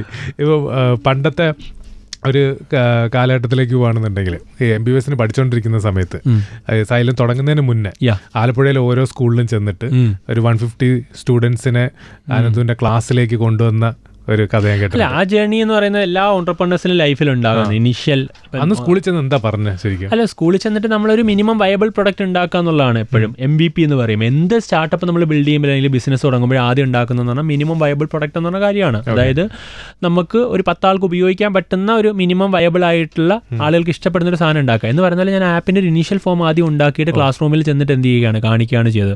ആപ്പ് നടക്കുന്നുണ്ട്, ആപ്പ് ഉണ്ടാകുന്നുണ്ടായിരുന്നു പാരലലി. അപ്പം അത് ഉണ്ടാക്കിയിട്ട് അതിനകത്ത് എൻ്റെ ക്ലാസ് ലോഡ് ചെയ്തിട്ട് ഞാൻ ഇതിനകത്തെന്ന് വെച്ച് കഴിഞ്ഞാൽ ഈ സൈലത്തിൽ ഇപ്പോൾ ഫൈനൽ ഇയർ MBBS കഴിഞ്ഞ് ഡോക്ടറായി കഴിഞ്ഞാൽ എൻ്റെ ക്ലാസ്സും ട്രിക്കും കാര്യങ്ങളും ടിപ്സും ഒക്കെ പോയാലോ എന്നുള്ള പേടിച്ചിട്ടാണ് ഒരു ലോഡ് ചെയ്ത് വെക്കാൻ ഒരു സ്ഥലമായിട്ടാണ് ഇതിനെ ആദ്യം എന്ത് ചെയ്യുന്നത് തുടങ്ങുന്നത്. ഏത് എല്ലാ ക്ലാസ്സും ലോഡ് ചെയ്ത് വെച്ചേക്കാം, ഏത് ആൾ വന്നാലും എപ്പോൾ കയറിയും കാണാൻ പറ്റുന്ന രീതിയിൽ ഈ കണ്ടന്റ് ഒക്കെ അവിടെ കിടക്കുമല്ലോ എന്ന് പറയും. കാര്യം എൻ്റെ ക്ലാസ്സിന് വേണ്ടി ഞാൻ നോക്കുമ്പോഴത്തേക്ക് ഓരോ വർഷം ആളുകളുടെ എണ്ണം കൂടി വരുന്നുണ്ട്. അപ്പോൾ എനിക്ക് ക്ലാസ്സിന് എന്തോ ഒരു USP ഉണ്ട്, അതെന്ത് ചെയ്യാൻ സ്റ്റോർ ചെയ്ത് വെക്കാൻ ഒരു സ്ഥലം എന്നുള്ള രീതിയിലാണ് ഇത് എന്ത് ചെയ്യുന്നത് ഐഡിയ തുടങ്ങുന്നത്. കാര്യം ഇല്ല MBBS അങ്ങായിപ്പോയി PG ഒക്കെ കിട്ടിപ്പോയി കഴിഞ്ഞാൽ പിന്നെ ഇതിലേക്ക് തിരിച്ചു വരാൻ പറ്റില്ലല്ലോ. അപ്പോൾ അങ്ങനെ തുടങ്ങിയാണ്. പിന്നെ എനിക്കിതൊരു എന്തായി ഇത് ആളുകളിലേക്ക് എത്തിക്കാൻ പറ്റും, പുതിയൊരു പ്ലാറ്റ്ഫോം ആക്കി ബിൽഡ് ചെയ്യാൻ പറ്റും എന്നുള്ള കോൺഫിഡൻസ് വന്ന് ഫൈനൽ ഇയർ MBBS പരീക്ഷയുടെ തൊട്ട് മുമ്പ് ഒരു മാസം പരീക്ഷ നടക്കാൻ പോകണം. അപ്പോൾ ഒരു മാസം എനിക്ക് സ്റ്റഡി ലീവ് ഉണ്ട്. അപ്പോൾ അതിന് തൊട്ട് മുമ്പാണ് ഞാൻ എന്ത് ചെയ്യുന്നത് സ്കൂളുകളിലൊക്കെ പോയിട്ട് 2020 മാർച്ചിൽ ഇത് നമ്മൾ മാർച്ചിന് മുമ്പ് ആയിട്ടാണ് നമ്മൾ എന്ത് ചെയ്യുന്നത് ഈ മിനിമം വയബിൾ പ്രൊഡക്റ്റ് എന്ന് പറഞ്ഞാൽ ക്ലാസ് റൂമിൽ ചെന്നിട്ട് ഇങ്ങനെ ആപ്പ് വന്നാൽ നിങ്ങൾക്ക് ക്ലാസ് റൂമിൽ ഡെയിലി വന്ന് കാണാൻ പറ്റുന്ന ഒരു ഓപ്ഷൻ കിട്ടിയാൽ നല്ല അല്ലേ എന്നൊക്കെ ചോദിക്കുമ്പോൾ കുട്ടികൾക്ക് ഭയങ്കര രസം, ഒരു വാവ് ഫാക്ടർ കുട്ടികളുടെ മുഖത്തുനിന്ന് എനിക്ക് കിട്ടി. അപ്പം അന്ന് കേരളത്തിലൊരു റീജിയണൽ ലാംഗ്വേജിൽ ഒരു ആപ്പില്ല. ഓക്കെ. അപ്പം അന്നും നാഷണൽ ലെവലിൽ നമുക്കറിയാവുന്ന എല്ലാ വലിയ ബ്രാൻഡുകളും ഉണ്ടായിരുന്നു. കേരളത്തിലൊരു റീജിയണൽ ബ്രാൻഡ് എന്തില്ല, റീജിയണൽ ലെവലിലൊരു അന്നൊരു ആപ്പ് എന്ത് ചെയ്തിട്ടില്ല, അത്രയും സക്സസ്ഫുൾ ആയിട്ട് വന്നിട്ടില്ല. അതായിരുന്നു ഗ്യാപ്പ് ഞാൻ കണ്ടത്. അപ്പോൾ ആ ഗ്യാപ്പിലേക്ക് ഞാൻ നോക്കുന്ന സമയത്ത് എൻ്റെ ചുറ്റുമുള്ള ആളുകളിലേക്കല്ലേ എനിക്ക് എത്തിക്കാൻ വേണ്ടി പറ്റുള്ളൂ. ഡെഫിനറ്റ്ലി ഒരാൾ ബ്രാൻഡ് തുടങ്ങുമ്പോൾ ആദ്യം ട്രൈ ചെയ്യേണ്ടത് ചുറ്റുമുള്ള ഒരു 5 കിലോമീറ്ററിലാണ്. ഞാൻ ചുറ്റുമുള്ള 5 കിലോമീറ്ററിലേക്ക് ഇത് പ്രസൻറ്റ് ചെയ്ത് നോക്കി, ആളുകൾക്ക് ഇഷ്ടപ്പെടുന്നുണ്ട്, ആളുകൾക്ക് വാവ് ഫാക്ടർ ഉണ്ട്, ആളുകൾ ചേരുന്നുണ്ട്. അപ്പോൾ സ്വാഭാവികമായും എന്ത് ചെയ്തു, എനിക്ക് ഇത് സ്കെയിൽ ചെയ്യാൻ പറ്റുമെന്നുള്ളൊരു കോൺഫിഡൻസ് കിട്ടി. അത് ആദ്യം ഓഫ്ലൈൻ ആയിരുന്നു, പക്ഷെ ഓൺലൈൻ ആപ്പ് അന്ന് ഉണ്ടായിരുന്നു, ഞാൻ ഇൻട്രൊഡ്യൂസ് ചെയ്യുന്നുണ്ടായിരുന്നു ഈ ക്ലാസ്സിൽ കയറുമ്പോൾ പോയി. അപ്പോൾ അങ്ങനെ ഒരു തുടങ്ങിയ ടീച്ചിങ് ആണ്. അത് പിന്നെ ഒരു പ്രൊഡക്റ്റായി മാറി, ഒരു ആപ്പായി മാറുന്നു. ആദ്യം ഓഫ്ലൈൻ ക്ലാസ് ആയിരുന്നു. ഓഫ്ലൈൻ ക്ലാസ്സിന് വേണ്ടി ബ്രാൻഡ് ചെയ്ത് 2020 മാർച്ച് കഴിഞ്ഞ് എക്സാം കഴിഞ്ഞ് +2 കഴിഞ്ഞ് നടത്താനിരുന്ന സമയത്താണ് കോവിഡ് വരുന്നത്. കോവിഡ് വന്നതോടുകൂടി തന്നെ പിന്നെ ഓഫ്ലൈൻ ക്ലാസ്സേ ഇല്ലല്ലോ. അപ്പോൾ എൻ്റെ ഒരു അഡ്വാൻറ്റേജ് എന്ന് പറയുന്നത് ഞാൻ ഈ ആപ്പ് ഇറക്കാമെന്നുള്ള രീതിയിൽ ഇതെല്ലാം സെറ്റാക്കി വെച്ചിരിക്കുക. അന്ന് ഇവിടെയുള്ള ഒരു ഇൻസ്റ്റിറ്റ്യൂട്ടിൻ്റെ കയ്യിലും ആപ്പുകളൊന്നുമില്ല, ഒരു ടെക്നോളജി ഇല്ല. ഞാനിത് ഇറക്കണമെന്ന് വിചാരിച്ച് ഇതെല്ലാം കൂടെ എന്ത് ചെയ്താണ് പ്ലാനാക്കി റെഡിയാക്കി വെച്ചിരിക്കുന്ന സമയമാണ്. അപ്പോൾ കോവിഡ് വരുന്നു, മൊത്തം ഷട്ട് ഡൗൺ ആവുന്നു. കോവിഡ് കാരണം പിന്നെ ആർക്കും എന്ത് ചെയ്യുന്നില്ല, പുറത്തേക്ക് ഇറങ്ങാൻ പറ്റുന്നില്ല. അപ്പോൾ പിന്നെ ഓൺലൈൻ അല്ലാതെ ആരുമില്ല. അന്നത്തെ വർഷം ആരും കോഴ്സ് നടത്തിയില്ല, ഞാൻ മാത്രം കോഴ്സ് നടത്തി. അപ്പോൾ സ്വാഭാവികമായും ഇത് എന്ത് ചെയ്യാൻ തുടങ്ങി, ആളുകളിലേക്ക് റീച്ച് ചെയ്യാൻ തുടങ്ങി, എൻ്റെ ക്ലാസ് എല്ലായിടത്തും എത്താൻ തുടങ്ങി. അപ്പം കുട്ടികൾക്ക് ക്ലാസ് കമ്പയർ ചെയ്യാനുള്ള അവസരം കിട്ടി. അവർ ഇത്രയും നാളും കേട്ടതും ഇപ്പോൾ കേൾക്കുന്ന ക്ലാസ് തമ്മിൽ വ്യത്യാസം അവർ മനസ്സിലാക്കാൻ തുടങ്ങി. അങ്ങനെയാണ് ഞാൻ എന്ത് ചെയ്യാൻ തുടങ്ങി, റീച്ച് ഔട്ട് ചെയ്യാൻ തുടങ്ങിയതും ഗ്രാജുവലി. അതിലേക്കാണ് ഈ പറയുന്ന ആളുകളൊക്കെ പിന്നീട് വന്നതും. എൻ്റെ കൂടെയുള്ള വിനേഷ് ആയാലും ലിജീഷ് അങ്ങനെ കൂടെയുള്ള പാർട്ട്നേഴ്സ് കോ-ഫൗണ്ടേഴ്സ് ആയിട്ടുള്ള ആളുകൾ പിന്നീട് വരുന്നതും. അത് പിന്നെ സ്കെയിൽ ചെയ്യുകയാണ് എന്ത് ചെയ്ത് ഉണ്ടായത്. ടീച്ചേഴ്സ് എല്ലാവരും പുതിയ ആളുകൾ വന്നതും ഇപ്പോൾ ഏകദേശം 3400 സ്റ്റാഫിലേക്കൊക്കെ എത്തിയത് ആ ഒരു ചെറിയ ജേണി തന്നെയാണ്. എവറിത്തിങ് സ്റ്റാർട്ട് വെരി സ്മോൾ, അതിൽ എല്ലാവരും മനസ്സിലാക്കണം. പക്ഷെ തുടങ്ങുക എന്നുള്ളൊരു കാര്യമാണ് ഏറ്റവും ബുദ്ധിമുട്ടുള്ളത്. ഞാൻ അടുത്ത മാസം തുടങ്ങാം, അതിൻ്റെ അടുത്ത മാസം തുടങ്ങുക. എന്നിട്ട് നമ്മൾ എന്ത് ചെയ്യുക, ചെറുതായിരിക്കും, ആ ചെറുതിനെയും അഭിമാനത്തോടുകൂടി ഇത്രയേ ഉള്ളൂ എങ്കിലും അത് അഭിമാനത്തോടുകൂടി നടത്തുന്നെന്ന് പറയുന്നിടത്തുള്ളൊരു പോസിറ്റിവിറ്റി ഉണ്ടല്ലോ, അത് എൻജോയ് ചെയ്യുക. ചില ആളുകൾക്ക് ഭയങ്കര മടിയാണ് പറയാനിലേക്ക്, ഞാൻ ഇത്രയും ചെറിയ സാധനം നടത്തും, ഇത്ര സ്ഥാപനം നടത്തും. അങ്ങനെ പറഞ്ഞല്ല, ഞാനിത് നടത്തുന്നുണ്ട്, ഇത്ര ആളുകളുണ്ട്, ഇപ്പോൾ ഇത്രയേ ഉള്ളൂ എന്ന് പറഞ്ഞാൽ നാളെ ഇത്രയാവണമെന്നില്ല. നാളെ ഇതിൻ്റെയൊക്കെ എത്ര ഇരട്ടി എടുക്കാനുള്ള എഫേർട്ട് എടുത്തു കഴിഞ്ഞാൽ ഡെഫിനറ്റ്ലി മുമ്പോട്ട് പോകും. അപ്പോൾ ആ ഒരു സാധനമാണ് തുടങ്ങുക എന്നുള്ളൊരു സാധനം. എന്ത് ചെയ്യുക, എല്ലാവരും അത് ആസ് എർലി ആസ് പോസിബിൾ നിങ്ങൾക്കതൊരു ഓപ്പർച്യൂണിറ്റി ആയിട്ട് കാണുന്നുണ്ടെങ്കിൽ സ്റ്റാർട്ട് ചെയ്യുക. പിന്നെ കൂടെ എല്ലാം വന്ന് കയറിക്കോളും, പിന്നെ അത് ആ വഴിക്ക് എന്ത് ചെയ്തോളും പൊക്കോളും എന്നുള്ളതാണ് ഏറ്റവും മെയിൻ കാര്യം എന്ന് പറയുന്നത്. Hard work or smart work രണ്ടും കൂടെ മിക്സാണ് ഏറ്റവും വർക്കാവാൻ സാധ്യതയുള്ളത്. ചുമ്മാ കിടന്ന് പട്ടിപ്പണി എടുക്കുന്നതിൽ പ്രത്യേകിച്ച് കാര്യമൊന്നുമില്ല സത്യമായിട്ടും. വെറുതെ സ്മാർട്ടായിട്ട് തന്നെ എന്ത് ചെയ്യുക, ഹാർഡ് വർക്ക് ചെയ്യുക എന്നുള്ളത് തന്നെയാണ്. It's very important. ഒരു പോയിന്റ് കഴിഞ്ഞാൽ പോലും നമ്മൾ അത് തന്നെയാണ്. ചുമ്മാ വർക്ക് ചെയ്യുന്നതിലും അർത്ഥമില്ല. വെരി സ്മാർട്ട്ലി പ്ലാൻഡ് ആയിട്ടുള്ള ഹാർഡ് വർക്ക് ആയിരിക്കണം.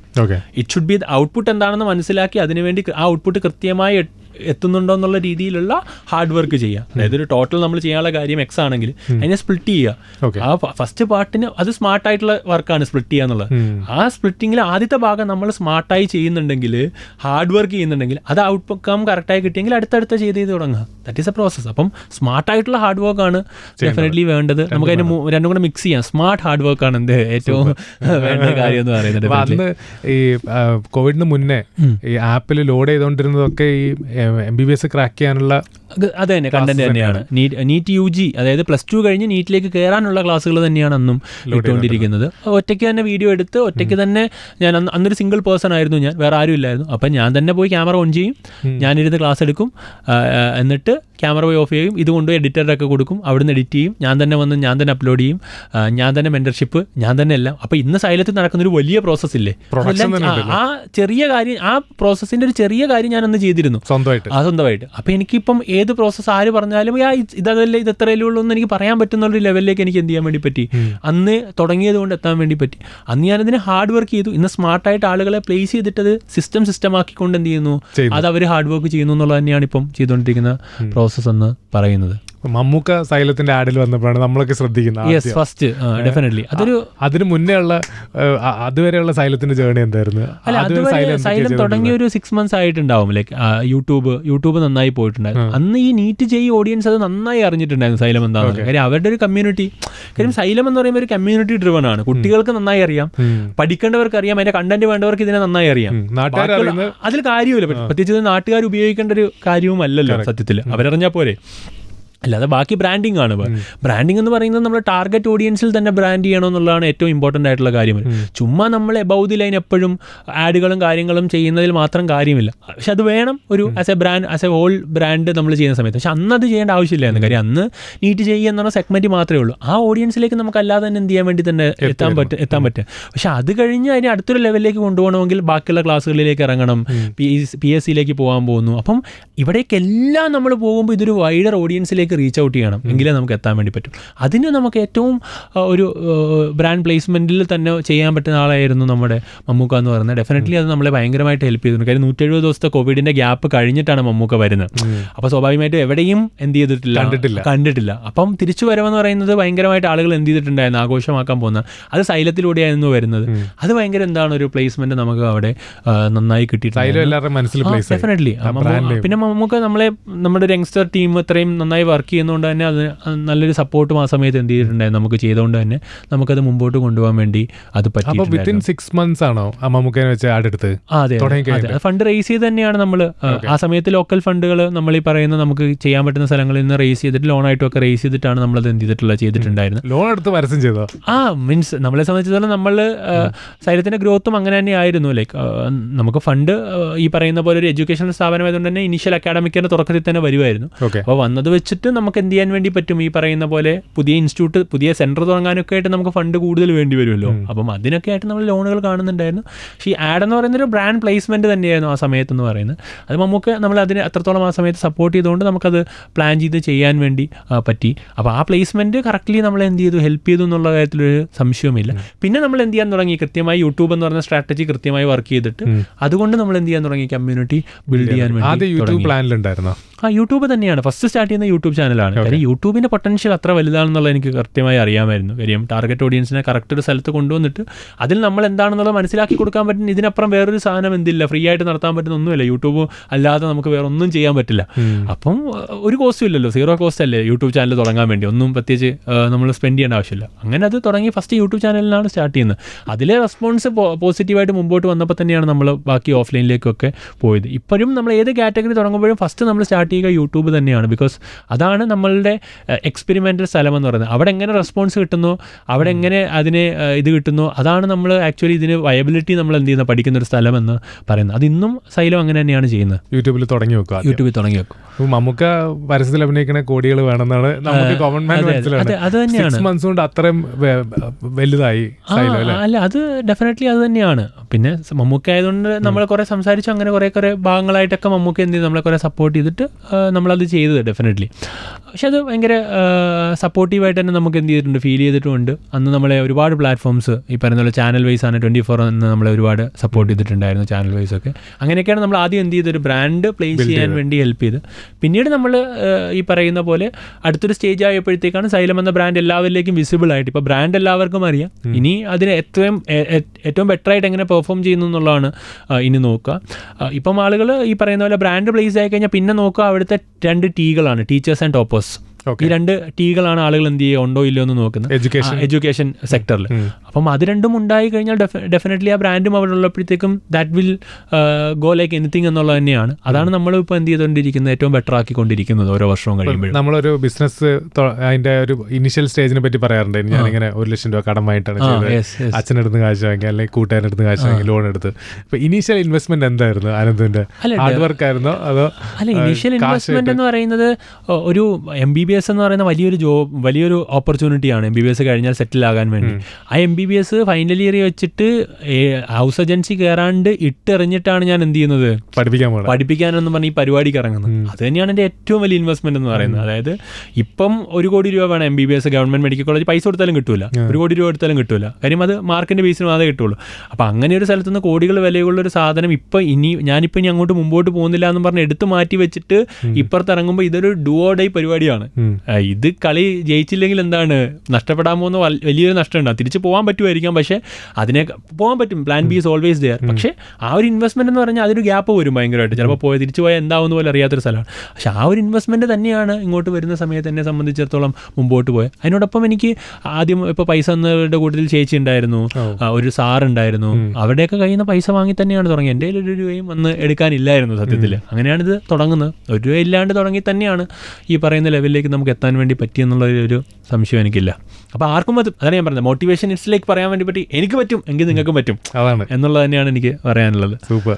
കുത്തിയിരുന്ന് പഠിച്ചിട്ടുണ്ട് +2 സമയത്ത്, അല്ലെങ്കിൽ ഡോക്ടർ ആവാൻ ആഗ്രഹിച്ച്. ഡോക്ടർ ആവാൻ ആഗ്രഹം തോന്നി അച്ഛനായിട്ട് ഹോസ്പിറ്റലിൽ പോകുമ്പോൾ അവർക്ക് കിട്ടുന്ന ഡോക്ടേഴ്സിന് കിട്ടുന്ന റെസ്പെക്ട് കണ്ടിട്ടാണ്. ഇൻസൾട്ട് ആണ് ഒരു ഇൻവെസ്റ്റ്മെന്റ് എന്നും പറഞ്ഞിട്ടുണ്ട്. അങ്ങനെ ഡോക്ടർ ആവണമെന്ന് തോന്നിയിട്ടുണ്ടെന്ന്. അതെ അതെ അതെ അതെ. അതിലും പോയിന്റ് എന്ന് പറഞ്ഞു കഴിഞ്ഞാൽ ഡെഫിനറ്റ്ലി ഈ പറഞ്ഞ കാര്യമാണ്. അച്ഛനുമായിട്ട് പോകുന്ന സമയത്ത് അന്ന് റെസ്പെക്ട് എന്ന് പറയുമ്പോൾ നമ്മൾ +2 ആയിട്ടല്ലേ ഉള്ളൂ. ഇപ്പം എനിക്ക് റെസ്പെക്ട് ഒന്നും വലിയ കാര്യമില്ല, അത് നമുക്ക് വേണമെന്നില്ല. നമ്മൾ ഹാപ്പി ആയിട്ട് നമ്മുടെ കാര്യം നോക്കി പോകാന്നുള്ളത് മാത്രമാണ് നമ്മളുടെ ഏറ്റവും വലിയ കാര്യം. പക്ഷെ അന്ന് നമ്മൾ ചിന്തിക്കുന്ന സമയത്ത് റെസ്പെക്ട്, ബഹുമാനം കിട്ടുന്നു, ആളുകൾ നമ്മളെ ഡോക്ടർ എന്ന് പറയുമ്പോഴത്തേക്കും കിട്ടുന്നു. ഇതൊന്നും എനിക്ക് കിട്ടലില്ലാത്ത സാധനമല്ല. അപ്പോൾ ഇത് കിട്ടാൻ വേണ്ടി എന്ത് ചെയ്യാം? പിന്നെ അച്ഛനെയും സേഫ് ആക്കാം, ഫാമിലിയെയും സേഫ് ആക്കാൻ പറ്റും.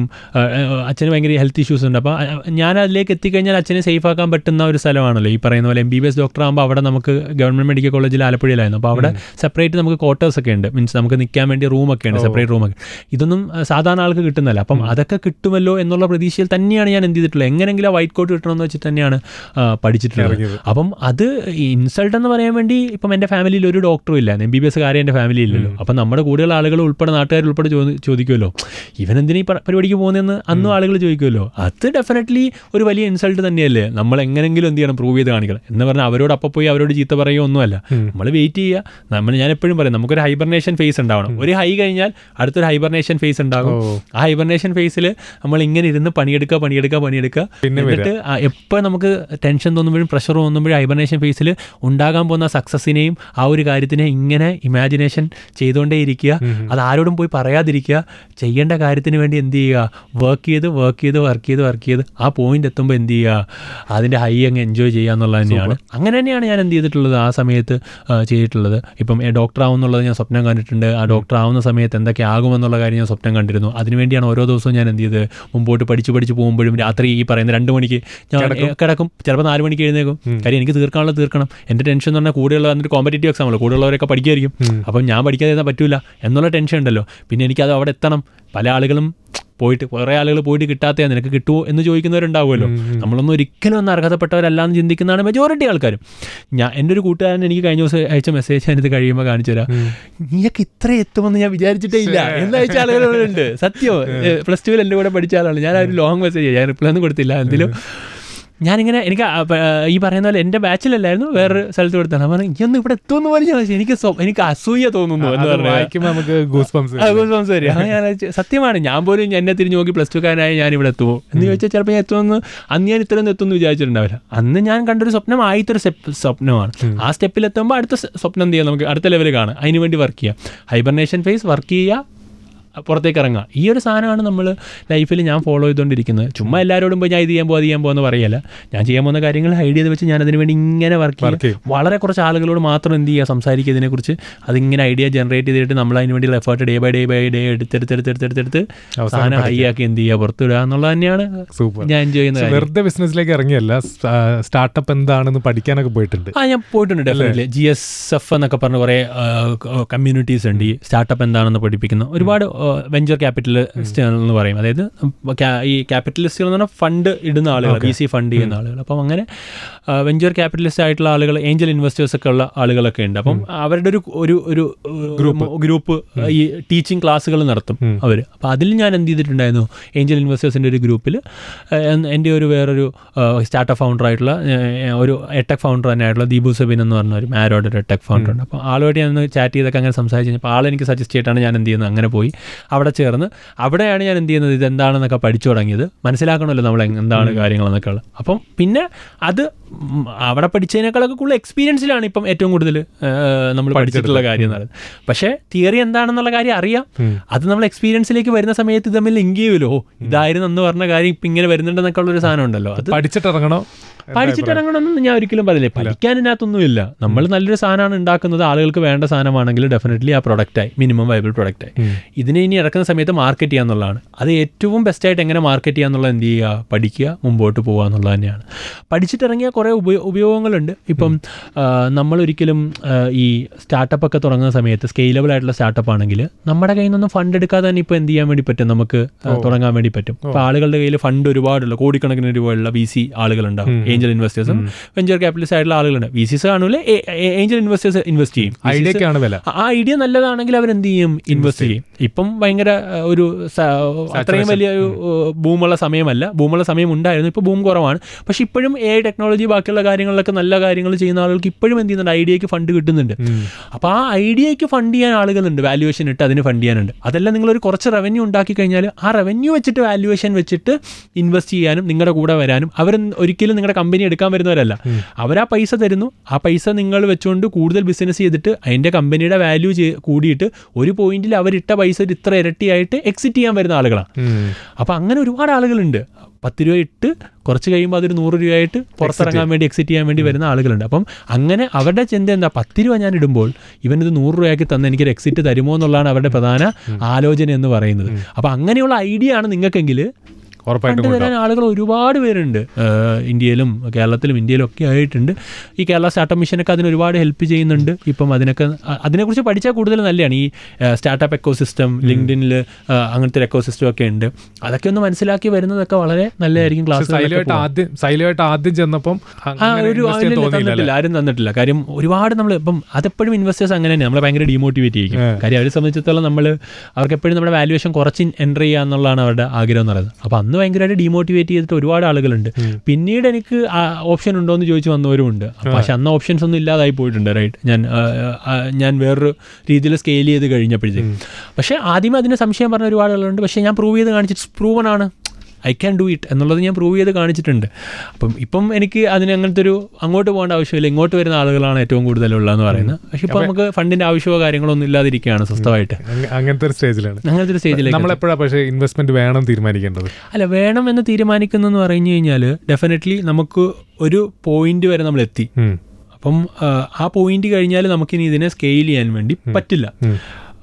അത് 2 തരമുണ്ട്. അതെല്ലാം നമുക്ക് നമ്മുടെ ഓൺ ഫണ്ട് ഉപയോഗിച്ചുകൊണ്ട് വരുന്ന ഒരു പ്രോഫിറ്റ് ഉപയോഗിച്ചുകൊണ്ട് ഇതിനെ സ്കെയിൽ ചെയ്യാൻ പറ്റുമെങ്കിൽ ഫണ്ട് എടുക്കാതിരിക്കുന്നതാണ് ഏറ്റവും നല്ലതെന്ന് പറയുന്നത്. അതേസമയം നിങ്ങൾ കാണുകയാണ്, നിങ്ങളൊരു പോയിന്റിൽ സ്കെയിൽ ചെയ്തു, അപ്പം ഇനി ഇത് എനിക്ക് മുമ്പോട്ട് ഒരു ഈ ഒരു പോയിന്റിലേക്ക് സ്കെയിൽ ചെയ്യണമെങ്കിൽ, അതായത് ഒരു പോയിന്റിലേക്ക് ഇതിനെ വളർത്തണമെങ്കിൽ ഫണ്ട് ഉണ്ടെങ്കിൽ എനിക്ക് എന്ത് ചെയ്യാൻ വേണ്ടി പറ്റും, ഞാൻ ഒരു 10 കൊല്ലം കൊണ്ട് എടുക്കുന്ന പണി എനിക്ക് 2 കൊല്ലം കൊണ്ട് ചേർക്കാൻ വേണ്ടി പറ്റും എന്നൊരു തോന്നൽ നിങ്ങൾക്ക് ഉണ്ടെങ്കിൽ ഡെഫിനറ്റ്ലി നിങ്ങൾക്ക് ഫിനാൻഷ്യൽ ഇൻവെസ്റ്റർ ആയിട്ടുള്ള ആളുകളെ എന്ത് ചെയ്യാൻ കണ്ടുപിടിക്കാം, അവരെന്ത് ചെയ്യും, അതിൽ ഇൻവെസ്റ്റ് ചെയ്യും. ഡെഫിനറ്റ്ലി ചെറുപ്പത്തിലെ മുയലൊക്കെ വിറ്റ് നമ്മൾ പോക്കറ്റ് കാശ് ഉണ്ടാക്കാൻ ഡെഫിനറ്റ്ലി ചെറുപ്പത്തിലെ ഒരു ബിസിനസ്സുകാരനുള്ളിലുണ്ടായി. അല്ല, അങ്ങനെ ആയിരിക്കത്തില്ല. എനിക്ക് രക്ഷപ്പെടുക എന്നുള്ളതാണല്ലോ ഏറ്റവും മെയിൻ കാര്യം. ഇത് ബിസിനസ് ഒന്നും അല്ലല്ലോ. നമ്മളെ ആഗ്രഹം പണ്ട് ഞാനിങ്ങനെ, നമ്മൾ ഈ സിനിമ ഭയങ്കര ഇൻസ്പയർഡ് ആയിട്ടുള്ള ആളാണ്. അപ്പോൾ എപ്പോഴും നമുക്ക് ഈ പണ്ട് രാവണപ്രഭുവും അതുമൊക്കെ തന്നെ മറ്റേ പജേറിൽ പറന്നിറങ്ങുന്ന മോഹൻലാലിനെ കാണുമ്പോൾ കാറൊക്കെ നമുക്ക് സ്വപ്നമല്ലേ, എല്ലാവർക്കും ചെറുപ്പത്തിൽ അങ്ങനത്തെ കാര്യങ്ങളൊക്കെ ഉണ്ടാവില്ല. പക്ഷെ ഇപ്പം അങ്ങനെ കാരണമുണ്ടെന്നും വലിയ കൗതുകം ഇല്ലെങ്കിലും ഞാൻ പറഞ്ഞത് അങ്ങനെ സിനിമകളൊക്കെ കാണുന്ന സമയത്തൊക്കെ ഇതൊക്കെ എന്തെങ്കിലുമൊക്കെ ആവണമെന്നുള്ളല്ലേ, ഇങ്ങനെ ഈ ഒരു ഒറ്റമുറിയിൽ കടന്നാൽ പോരല്ലോ, ഇവിടുന്നൊക്കെ എങ്ങനെയെങ്കിലുമൊക്കെ പുറത്തെടുക്കണം എന്നുള്ളൊരു സാധനം ഉണ്ടല്ലോ. അപ്പം അത് ഡെഫിനറ്റ്ലി എന്ത് ചെയ്തിട്ടുണ്ട്, ഓരോന്നോരോന്ന് ചെയ്യുക എന്നുള്ള സാധനം ഉണ്ടല്ലോ. അപ്പം അതാണ് മുയലിനെയൊക്കെ വിറ്റ സമയത്ത് ഞാൻ ഉദ്ദേശിച്ചത് എന്താ വെച്ച് കഴിഞ്ഞാൽ നമുക്ക് എന്തെങ്കിലും വീട്ടിൽ സപ്പോർട്ട് ചെയ്യാൻ വേണ്ടി പറ്റുമെന്നുള്ളത് തന്നെയാണ്. അപ്പം മുയലിനെ വാങ്ങിച്ച് വളർത്തി അതിനെ പ്രസവിച്ച് അത് കുറേ ആകുമ്പോഴത്തേക്കും കൊണ്ട് വിൽക്കുക 100 രൂപയ്ക്ക് 200 രൂപയ്ക്ക്. പിന്നെ മറ്റേ കച്ചിൽ എന്ത് ചെയ്യുക, പശുവിനെ വളർത്തുന്നുണ്ട് അമ്മൂമ്മ. അപ്പോൾ അമ്മൂമ്മയ്ക്ക് തന്നെ കച്ചിൽ കൊണ്ട് കൊടുത്താൽ പൈസ കിട്ടും. അപ്പോൾ അമ്മൂമ്മ എന്ത് വെച്ചാൽ ഞങ്ങൾ പാടത്ത് പോയി മറ്റേ ഉണങ്ങി കഴിയുമ്പോൾ അതെടുത്തിട്ട് കറക്കി കെട്ടി കറക്കുന്നൊക്കെ ഒരു രീതിയുണ്ട്, രസമാണ്. കയറിങ്ങനെ യു ഷേപ്പിലിട്ടിട്ട് ഇത് വെക്കും, എന്നിട്ട് അതിനകത്ത് കച്ചിൽ വെച്ചിട്ട് ഒരു സൈഡിൽ ചെന്നിട്ട് ഇങ്ങനെ കറക്കി കഴിയുമ്പോൾ വലിയ റോളാവും. അങ്ങനെ റോളാക്കി ഇത് തലയെ കയറ്റിക്കൊണ്ടുപോയി വണ്ടി കയറ്റിക്കൊണ്ട് വിൽക്കുന്നൊക്കെ രീതിയുണ്ട്. അപ്പം അതൊക്കെ ചെയ്തെന്ന് പറഞ്ഞാൽ കൊച്ചിലെ ഒരു ഓപ്പർച്യൂണിറ്റി ആയിട്ട് തന്നെ കണ്ട് ചെയ്തിട്ടുള്ള കാര്യമാണ്. പിന്നെ മനസ്സിലാക്കി ഇതൊന്നും കൊണ്ട് എന്ത് ചെയ്യാൻ പറ്റില്ല, ഒരു പോയിന്റിന് അപ്പുറത്തേക്ക് വളരാൻ പറ്റില്ല എന്ന് മനസ്സിലായപ്പോഴാണ് എഡ്യൂക്കേഷൻ തന്നെയാണ് ഇതിനകത്ത് ഏറ്റവും ബേസ് എന്ന് പറഞ്ഞത്. പിന്നെ അങ്ങ് പഠിക്കാൻ തുടങ്ങി. പിന്നെ ഒരു +1 +2 കഴിഞ്ഞപ്പോഴത്തേക്ക് പണിയെടുക്കാന്ന് പറയുന്നില്ല. ഇപ്പം ഹാർഡ് വർക്ക്, പക്ഷെ സ്മാർട്ടായിട്ട് ഹാർഡ് വർക്ക് ചെയ്യുക. ഹാർഡ് വർക്ക് തന്നെ ചെയ്ത് തന്നെയാണ് എന്ത് ചെയ്തിട്ടുള്ളത്, എഡ്യൂക്കേഷൻ തന്നെയാണ് എന്നെ ഹെൽപ്പ് ചെയ്തിട്ടുള്ളത്. അതുകൊണ്ട് തന്നെ ആ ഐഡൻറ്റിറ്റി തന്നെയാണ്. ഡോക്ടർ അനന്തവാസ് MBBS ആയിക്കഴിഞ്ഞാണ് എന്നെ കുറേ ആളുകൾ എന്ത് ചെയ്യാൻ തുടങ്ങി, കേൾക്കാൻ തുടങ്ങി എന്നുള്ളത് ഞാൻ വിശ്വസിക്കുന്നുണ്ട്. കാര്യം അത് അത്ര എളുപ്പമല്ല എത്താനെന്നുള്ളത് കൃത്യമായ ആളുകൾക്ക് അറിയാം. അതുകൊണ്ട് തന്നെ അത് എത്തിയതുകൊണ്ട് അയാൾ വർക്ക് ചെയ്തിട്ടുണ്ട്, അയാൾ സക്സസ്ഫുൾ ആയിട്ടുണ്ട്. അപ്പോൾ അയാളുടെ വാക്കുകൾ കേൾക്കാമെന്നുള്ളവർ തന്നെയാണ് എന്നെ മുമ്പോട്ട് നയിച്ചെന്നുള്ളതാണ് ഞാൻ വിശ്വസിക്കുന്നത് ഇപ്പോഴും. ഡോക്ടർ ആവാൻ ഒരുപാട് പേര് ആഗ്രഹിച്ചായിരിക്കും ഡോക്ടർ ആവാൻ ഉള്ളത്, ക്രാക്ക് ചെയ്യുന്നതും ഡോക്ടർ ആവുന്നതും. അത് തന്നെ നമുക്ക് ഭയങ്കര റെസ്പെക്ട്ഫുൾ ഒരു കരിയറാണ്. അപ്പം ഡോക്ടർ ആയിക്കഴിഞ്ഞാൽ സേഫാണ്. പക്ഷെ അവിടുന്നും പിന്നെ റിസ്ക് എടുത്തിട്ട് എൻ്റെ ഈ പഠിപ്പിക്കുന്ന ഒരു സംരംഭം സ്റ്റാർട്ട് ചെയ്യാന്ന് തീരുമാനിക്കുന്നത് റെസ്റ്റ്ലെസ്സാണ്, ഭയങ്കര റെസ്റ്റ്ലെസ്സാണ്. ഇപ്പം നോക്കിയപ്പോൾ എനിക്ക് ADHD ഒക്കെ മീൻസ് അങ്ങനെ ഒരു തരം എല്ലാ ആളുകൾക്കും ഉള്ളത് തന്നെയാണ്. കാര്യം കുറേ കാര്യങ്ങൾ ഇങ്ങനെ ചെയ്തുകൊണ്ടിരിക്കുക ഈ ഒരു തോന്നലുണ്ടല്ലോ. അങ്ങനെ ഷിഫ്റ്റ് ചെയ്ത് തന്നെ ആയിരിക്കണം എന്ന് ഞാൻ വിശ്വസിക്കുന്നത്. കാര്യം പെട്ടെന്ന് സേഫായി സെറ്റിൽഡായി എന്നുള്ളൊരു തോന്നൽ വന്നു കഴിഞ്ഞാൽ ഞാൻ എന്താ ടെൻഷൻ അടിക്കാൻ തുടങ്ങി, എനിക്ക് അടുത്ത് ചെയ്യാം എന്നുള്ള രീതിയിൽ. അപ്പം അങ്ങനെ ആയിരിക്കാം ചിലപ്പം ഇതിലേക്ക് എത്തിയെന്നാണ് ഞാൻ ഇപ്പോൾ വിശ്വസിക്കുന്നത്. പക്ഷേ ഞാൻ വിചാരിക്കുന്നത് വെച്ച് കഴിഞ്ഞാൽ എനിക്ക് കുറച്ചും കൂടെ പാഷനേറ്റാണ് ഞാൻ ടീച്ചിങ് എന്ന് പറയുന്നത്. കമ്മ്യൂണിക്കേഷൻ, ആളുകളോട് സംസാരിക്കുക, പോവുക, ഇൻസ്പയർ ചെയ്യുക, അവിടെ ഒരു കണ്ണിലെ തിളക്കം ഇങ്ങനെ കണ്ട് എൻജോയ് ചെയ്യുക, ഇതൊക്കെ ഭയങ്കര എനിക്ക് ഇഷ്ടമുള്ള പ്രോസസ്സാണ്. അപ്പോൾ അതുകൊണ്ട് തന്നെയായിരിക്കും ടീച്ചിങ് കണ്ടിന്യൂ ചെയ്യാൻ തന്നെയായിരിക്കും ഞാൻ സൈലത്തിലേക്ക് വന്നിട്ടുള്ളത്. അപ്പം അതിൽ വ്യത്യസ്തമായിട്ട് എന്തെങ്കിലും ചെയ്യുക എന്നുള്ളത് തന്നെയായിരിക്കും സൈലം അങ്ങനെ കൊണ്ടുവന്നെന്നുള്ളതാണ് ഞാൻ ഇപ്പോൾ വിശ്വസിക്കുന്നത്. പിന്നെ എല്ലാം ഇങ്ങനെ സംഭവിച്ചു പോയി, ഇപ്പം ഇങ്ങനെയൊക്കെ ആയി, ഇപ്പം ഇത് ഏറ്റവും ബെസ്റ്റ് ആയിട്ട് പോകുന്നു. തിരിഞ്ഞു നോക്കി നമുക്ക് വേറെ പറയാനും പറ്റൂല. അതാണ് MBBS പഠിച്ചുകൊണ്ടിരിക്കുമ്പോൾ ഫൈനൽ ഇയറിൽ ഒരുപാട് പണിയെടുത്തിട്ടുണ്ടെന്ന് ഞാൻ കേട്ടിട്ടുണ്ട്. ക്ലാസ് എടുക്കാൻ പോകുന്നു. ഡെഫിനറ്റ്ലി അതൊരു ഇപ്പോഴത്തെ ഒരു സ്കെഡ്യൂളിനേക്കാൾ എൻ്റെ ഏറ്റവും ടൈറ്റ് സ്കെഡ്യൂൾ ആ സമയമായിരുന്നു. കാര്യം ഒരു എൻട്രൻസ് ഇൻസ്റ്റിറ്റ്യൂട്ടിൽ പഠിപ്പിക്കുന്നുണ്ട്, അവരുടെ ഹോസ്റ്റലിലെ വാർഡനാണ്, വീട് പണി നടക്കുന്നുണ്ടാവും, പിന്നെ കൂടാണ്ട് MBBS ക്ലാസ്സിനും പോകണം. അപ്പോൾ ഇത് മൊത്തം ഡേ സ്കോളർ ആയിരുന്നു. അപ്പോൾ രാവിലെ ഹോസ്റ്റൽ വാർഡനാണ്, അവിടുത്തെ പരിപാടി കഴിഞ്ഞ് കുട്ടികളെല്ലാം സെറ്റായി, കുട്ടികളെല്ലാം പോയെന്നൊക്കെ എൻഷുർ ചെയ്ത് നേരെ ബൈക്ക് എടുത്തിട്ട് എന്ത് ചെയ്യും, വെളുപ്പിനെ തന്നെ ട്യൂഷൻ സെൻറ്ററിൽ പോകും, അവിടുന്ന് ക്ലാസ് എടുക്കും. ഇത് കഴിഞ്ഞാൽ ഉടനെ ക്ലിനിക്സിൽ എന്ത് ചെയ്യണം, കയറേണ്ടി വരും. ചില ദിവസങ്ങളിൽ കയറുന്ന ദിവസങ്ങൾ കുറച്ചൊക്കെ ഭംഗി ചെയ്ത് കുറച്ചല്ലാതെയൊക്കെയാണ് ഞാൻ പൊയ്ക്കൊണ്ടിരുന്നത്. എന്നിട്ട് നേരെ അവിടുന്ന് ഓടി അവിടെ പോകും. ചിലപ്പോൾ ലാബ് ക്ലാസ് ഉണ്ടെങ്കിൽ മറ്റേ ഹോസ്പിറ്റലിൽ പോകും, അവിടുന്ന് ക്ലാസ് ചിലപ്പോൾ ഉണ്ടാവും. ചില ദിവസം ക്ലാസ് കയറാതെ തിരിച്ച് വീണ്ടും എൻട്രൻസ് ഇൻസ്റ്റിറ്റ്യൂട്ടിൽ വരും. ട്യൂഷൻ അല്ലാതെ എൻട്രൻസ് അവിടെ പോയി രാത്രി വരെ പഠിപ്പിക്കും. എന്നിട്ട് വൈകുന്നേരം എന്ത് ചെയ്യും, വീട്ടിൽ പോയി വീട്ടിലെല്ലാം കാര്യങ്ങളും സെറ്റാണ്. വീട് പണിയുള്ള സമയത്താകുമ്പോൾ വീട് പണി ആളുകളെ കോൺട്രാക്ടറൊക്കെ കണ്ട് സെറ്റാക്കിയിട്ട് പിന്നെ തിരിച്ച് അവിടെ പോകും, ഹോസ്റ്റലിൽ പോകും. ഇതിങ്ങനെ സ്കെഡ്യൂൾ എന്താണ്, ഭയങ്കര ടൈറ്റായിട്ട് പോകുന്ന സമയമാണ്. കൃത്യം ഒരു 70 രൂപ 80 രൂപയിൽ പണി തീരണം അന്നത്തെ ദിവസത്തെ ചെലവ്. രാവിലത്തെ 40 രൂപയ്ക്ക് പെട്രോള്, അപ്പോൾ അത് അവിടെ നിന്ന് ഹോസ്റ്റലിൽ പോയി തിരിച്ചു വരാൻ വേണ്ടി പറ്റും. ബാക്കിയുള്ള പൈസയ്ക്ക് എന്ത് ചെയ്യണം, ഫുഡ്, ബാക്കിയുള്ള കാര്യങ്ങൾ തീരണം. പിന്നെ പൈസ സേവ് ചെയ്യുന്ന വെച്ചിട്ടാണ് വീട് പണി കാര്യങ്ങളൊക്കെ നടക്കുന്നത്. സ്വന്തമായിട്ട് ഞാൻ 19-ാം വയസ്സിലാണ് വീട് സ്വന്തമായിട്ട് വെക്കുന്നത്. എനിക്കൊന്ന് 3rd ഇയർ 4th ഇയർ സമയത്താണ്. അപ്പം ആദ്യമായിട്ട് ഒരു വീട് വെക്കുമ്പോൾ അയാൾക്ക് ഉണ്ടാകുന്ന പൈസ എത്രയുണ്ടെങ്കിലും ചിലർക്ക് വീട് വെക്കാൻ പറ്റണമെന്നുണ്ടാവില്ല. പക്ഷേ അതെല്ലാം കൂടെ ഒരുമിച്ച് വരണം. അപ്പോൾ എനിക്ക് ആ സമയത്ത് അത്ര എഫേർട്ട് എടുത്തിട്ടാണ് ഞാനിത് ചെയ്തുകൊണ്ട് ഫിനാൻഷ്യൽ ഒരു ക്രഞ്ചിൻ്റെ പീക്ക് എന്ന് പറയുന്നത്. അപ്പം അതൊക്കെ അനുഭവിച്ച് വന്നുകൊണ്ടായിരിക്കും ഇപ്പം പൈസ എന്നെ ഒരിക്കലും എക്സൈറ്റ് ചെയ്യിക്കുന്നില്ല. അത് വരും പോകുമെന്ന് തന്നെ വിശ്വസിക്കുന്ന ഒരാളാണ് ഞാനിപ്പോഴും. അതുകൊണ്ട് അതാണ് എന്നെ ആ ഒരു സ്റ്റേജിലൂടെയൊക്കെ ഇപ്പോഴും വന്നുകൊണ്ട് അതൊക്കെ ഇപ്പോഴും ഈ ഇൻ്റർവ്യൂവിലൊക്കെ പോകുന്ന സമയത്ത് വീണ്ടും വീണ്ടും ഇതൊക്കെ ആലോചിക്കുമല്ലോ നമ്മൾ. അപ്പോൾ അതുകൊണ്ട് ഇതൊക്കെ സ്റ്റേജിൽ വന്ന ആളാണ് പാസിങ്ങിനെ നമ്മൾ എന്ത് ചെയ്യുന്നുണ്ട്, എപ്പോഴും ആലോചിക്കുന്നുണ്ട്. അത് ആലോചിക്കാൻ അല്ലാതെ നേരം കിട്ടിയില്ല, ഓട്ടോ ആയിരുന്നു. അല്ലാതെ ഇതുവരെ കിട്ടലില്ലല്ലോ. നമ്മൾ ചുമ്മാ ഇരിക്കുമ്പോൾ ഒന്നും ആലോചിക്കാനുള്ള സമയമില്ല, നമ്മൾ എന്തെങ്കിലുമൊക്കെ ചെയ്തുകൊണ്ടിരിക്കുകയായിരിക്കുമല്ലോ. ഇങ്ങനെ വരുന്ന സമയത്ത് നിങ്ങളോട് സംസാരിക്കുമ്പോഴൊക്കെയാണ് ഈ പഴയ കാര്യങ്ങളൊക്കെ സത്യത്തിൽ വീണ്ടും ആലോചിക്കുന്നത്. പക്ഷെ അത് ആ ഡൗൺ ടു എർത്ത് തന്നെയായിട്ട് പോകണമെന്ന് തന്നെയാണ് ഇപ്പോഴും ആഗ്രഹിക്കുന്നത്. ഞാൻ എപ്പോഴും പറയുന്നതാണ്, പൈസ എക്സൈറ്റ് ചെയ്യിക്കുകയേ ചെയ്യരുത് എന്നുള്ളത് ഞാൻ വിശ്വസിക്കുന്നു. ഇനി അങ്ങോട്ട് തന്നെ അങ്ങനെ തന്നെ ആയിരിക്കും ഉറപ്പായിട്ടും. അതുകൊണ്ടാണ് ഈ ലോൺ ഒറ്റയടിക്ക് അടയ്ക്കാതെ EMI വീടിന്റെ അത് അമ്മ ഇടയ്ക്കിടയ്ക്ക് മാസം വിളിക്കാതെ. ഞാൻ ലോൺ ഒരിക്കലും ഞാൻ അടച്ചത് ഇപ്പം ഞാൻ തീർത്തു കേട്ടോ. കാര്യം അമ്മ തിരിച്ച് നാട്ടിൽ നിന്ന് എൻ്റെ കോഴിക്കോട്ടേക്ക് വന്നു, ഫ്ലാറ്റിലേക്ക് അമ്മയും അച്ഛനും വന്നു. അപ്പം ഞാൻ ആലോചിച്ചു, അമ്മ കഴിഞ്ഞ കൊല്ലം വരെയും അതായത് കഴിഞ്ഞൊരു 6 കൊല്ലമായിട്ട് അമ്മ എപ്പോഴും ഓർമ്മിപ്പിക്കുന്നൊരു കാര്യമാണ്, ലൈക്ക് അടയ്ക്കാറായി, അടവായി, മാസം അടയ്ക്കണേ 18-ാം തീയതിയാണ് എന്നുള്ള രീതിയിൽ. അപ്പോൾ സ്റ്റാൻഡിങ് ഇൻസ്ട്രക്ഷനൊക്കെ കൊടുക്കുക. എങ്കിലും അമ്മ ഇതൊക്കെ പറഞ്ഞ് ഇങ്ങനെ വിളിക്കുമ്പോഴുള്ള രസം കൊണ്ട് അങ്ങനെ അടച്ചടച്ച് പോകാൻ. ഇപ്പം അത് അടച്ച് തീർത്തു. പിന്നെ ഞാൻ ഇനിയിപ്പോൾ അമ്മ എൻ്റെ കൂടെ ആയി, ആലപ്പുഴയിൽ നിന്ന് ഇപ്പം ഇങ്ങോട്ട് വന്നു. ഇവിടെ തന്നെ കുറച്ച് നാളുണ്ടാവും. ഇനി തിരിച്ച് കോഴിക്കോട് നിന്ന് ആലപ്പുഴയ്ക്ക് പോവും. എങ്കിലും അമ്മയ്ക്ക് അച്ഛന് തിരിച്ചു പോകണം എന്നുള്ളതാണ്, അച്ഛനവിടെ തന്നെ നിൽക്കണം എന്നുള്ളതാണ്. അമ്മയും അപ്പോൾ രണ്ടുപേരും കൂടെ കുറേ നാളായിട്ട് 6 മാസമായിട്ട് ഇവിടെ തന്നെയുണ്ട്, കോഴിക്കോട് തന്നെയുണ്ട്. അങ്ങനെ പോകുന്നു. സൂപ്പർ. ഓക്കെ. അപ്പം ഈ വണ്ടി അധികം എക്സൈറ്റ് ചെയ്തിട്ടില്ല എന്ന് പറഞ്ഞു. അപ്പോൾ പൈസ വന്നു കഴിഞ്ഞപ്പോൾ അങ്ങനെ കാറിനോടുള്ള ആഗ്രഹമൊക്കെ പോയോ? അല്ല, കാറിനോടുള്ള ആഗ്രഹമൊന്നുമല്ല. ഞാൻ കുറച്ചും കൂടെ കാർ എടുക്കുക. ഇപ്പം ഞാൻ കാർ എടുത്തില്ല എന്നൊന്നും പറയുന്നില്ല. ഞാനൊരു ഈ ക്ലാസ് എടുത്തു, ബെൻസ്. പിന്നെ ഞാനത് സെല്ല് ചെയ്തു. അതെന്ന് വെച്ച് കഴിഞ്ഞാൽ ഞാൻ ഈ കേരളം മൊത്തം സെൻറ്ററും ഹാപ്പിനെസ് പ്രൊജക്റ്റും ആകുമ്പോഴത്തേക്ക് അങ്ങോട്ടും ഇങ്ങോട്ടും ഓട്ടം തന്നെയാണ്. ഇപ്പോൾ വന്ദേ ഭാരതിലാണ് വന്നത് കൊച്ചിയിലേക്ക്. അപ്പം ഞാൻ ഈ ഓട്ടോ ആകുമ്പോഴത്തേക്കും സത്യത്തിൽ നമുക്ക് എന്ത് ചെയ്യും, ഇത് മടുക്കുന്ന മാത്രമല്ല, ഒരു പ്രീമിയം കാർ നമ്മൾ എടുത്തിട്ട് ഈ ഓടാൻ തുടങ്ങിക്കഴിഞ്ഞാൽ കിലോമീറ്റർ കൂടുന്നതനുസരിച്ച് ഡിപ്രീസിയേഷൻ അത്ര കൂടുതൽ. ഞാൻ എൻ്റെ 1 കോടി രൂപയ്ക്ക് എടുത്ത വണ്ടി 1 വർഷം കൊണ്ട് ഡിപ്രീസിയേഷൻ ഞാൻ നോക്കുമ്പോഴത്തേക്ക് 45 ലക്ഷം. കാര്യം 1 ലക്ഷത്തിന് മേളിൽ കിലോമീറ്റർ ഓടിയിരിക്കുന്ന കാറ് 1 വർഷം കൊണ്ട് അത്രയും ഓടി. അപ്പം അങ്ങനെ വന്നപ്പോഴത്തേക്ക് ഞാൻ വെച്ചാൽ എന്തിനാ ഒരു പ്രീമിയം കാർ യൂസ് ചെയ്തിട്ട് നമ്മൾ ഇത്രയും ഡിപ്രീസിയേഷൻ കഴിഞ്ഞ് പൈസ വാല്യൂ ഫോർ മണിയും കൂടെ നമ്മൾ നോക്കണമല്ലോ. എൻ്റെ പേഴ്സണലിയാണ്, എനിക്ക് ബാക്കിയുള്ള ആളുകൾ അത് എൻജോയ് ചെയ്യുന്നവരായിരിക്കും. എനിക്കതൊരു അങ്ങനെ ആലോചിച്ചപ്പോൾ ഞാൻ ആലോചിച്ചു ഇനി അത് വേണ്ടെന്ന് പറഞ്ഞാൽ ഞാൻ എന്ത് ചെയ്തു, എന്തായാലും ഓടുമല്ലേ, നമ്മൾ ഹൈക്രോസിലേക്ക് നമുക്ക് എന്ത് ചെയ്യാം, സ്വിച്ച് ഓവർ ചെയ്യാം. പിന്നെ വന്ദേ ഭാരതാണ് ഇപ്പോൾ ഏറ്റവും കൂടുതൽ യൂസ് ചെയ്യുന്നത്. ഇപ്പം വന്ദേ ഭാരത് സുഖമാണ്. ഇപ്പം കൊച്ചി വരണമെങ്കിൽ രാവിലെ വരാം. വന്ദേ ഭാരതും ഫ്ലൈറ്റും ആക്കി ഞാൻ, രണ്ടിലും ഡിപ്പെൻഡൻ്റ് ആണ്. ഇപ്പം കണ്ണൂർ ടു ട്രിവാൻഡ്രം ഫ്ലൈറ്റ് ഉണ്ട്. അപ്പം സ്വാഭാവികമായും കോഴിക്കോട് നിന്ന് രാവിലെ കണ്ണൂർ പോകും, കണ്ണൂർ നിന്ന് ട്രിവാൻഡ്രം ഫ്ലൈറ്റ് പോകും. പിന്നെ തിരിച്ച് വന്ദേ ഭാരത് വേണമെങ്കിൽ വന്ദേ ഭാരത് ടൈമിങ് കറക്റ്റ്. ഇപ്പം ബോഗി കൂടിയോടുകൂടി തന്നെ ടിക്കറ്റൊക്കെ കിട്ടുന്നുണ്ട്. അതോടുകൂടി തന്നെ വന്ദേ ഭാരതാണ് ഏറ്റവും കൂടുതൽ, വന്ദേ ഭാരത് ആൻഡ് ഫ്ലൈറ്റാണ് ഏറ്റവും കൂടുതൽ യൂസ് ചെയ്യുന്നത്. എൻ്റെ ആഗ്രഹങ്ങളിലൊന്ന് ഞാൻ ഇൻസഫിഷ്യൻറ്റ് ഫണ്ട് ജിപേയിൽ കാണിക്കരുത് ഞാൻ പറഞ്ഞ സാധനം കുറേ പിന്നെ എന്ത് ചെയ്ത് കുറേ ആളുകൾ ഫുഡിൻ്റെ കാര്യങ്ങളൊക്കെ വെച്ചിട്ട് റീലായിട്ട് ഞാൻ കണ്ടിട്ടുണ്ട്. അത് സത്യമാണ്. കാര്യം അങ്ങനെ കാണിച്ചിട്ടുണ്ടോ? ഇപ്പം ഒന്നും കാണിച്ചിട്ടില്ല.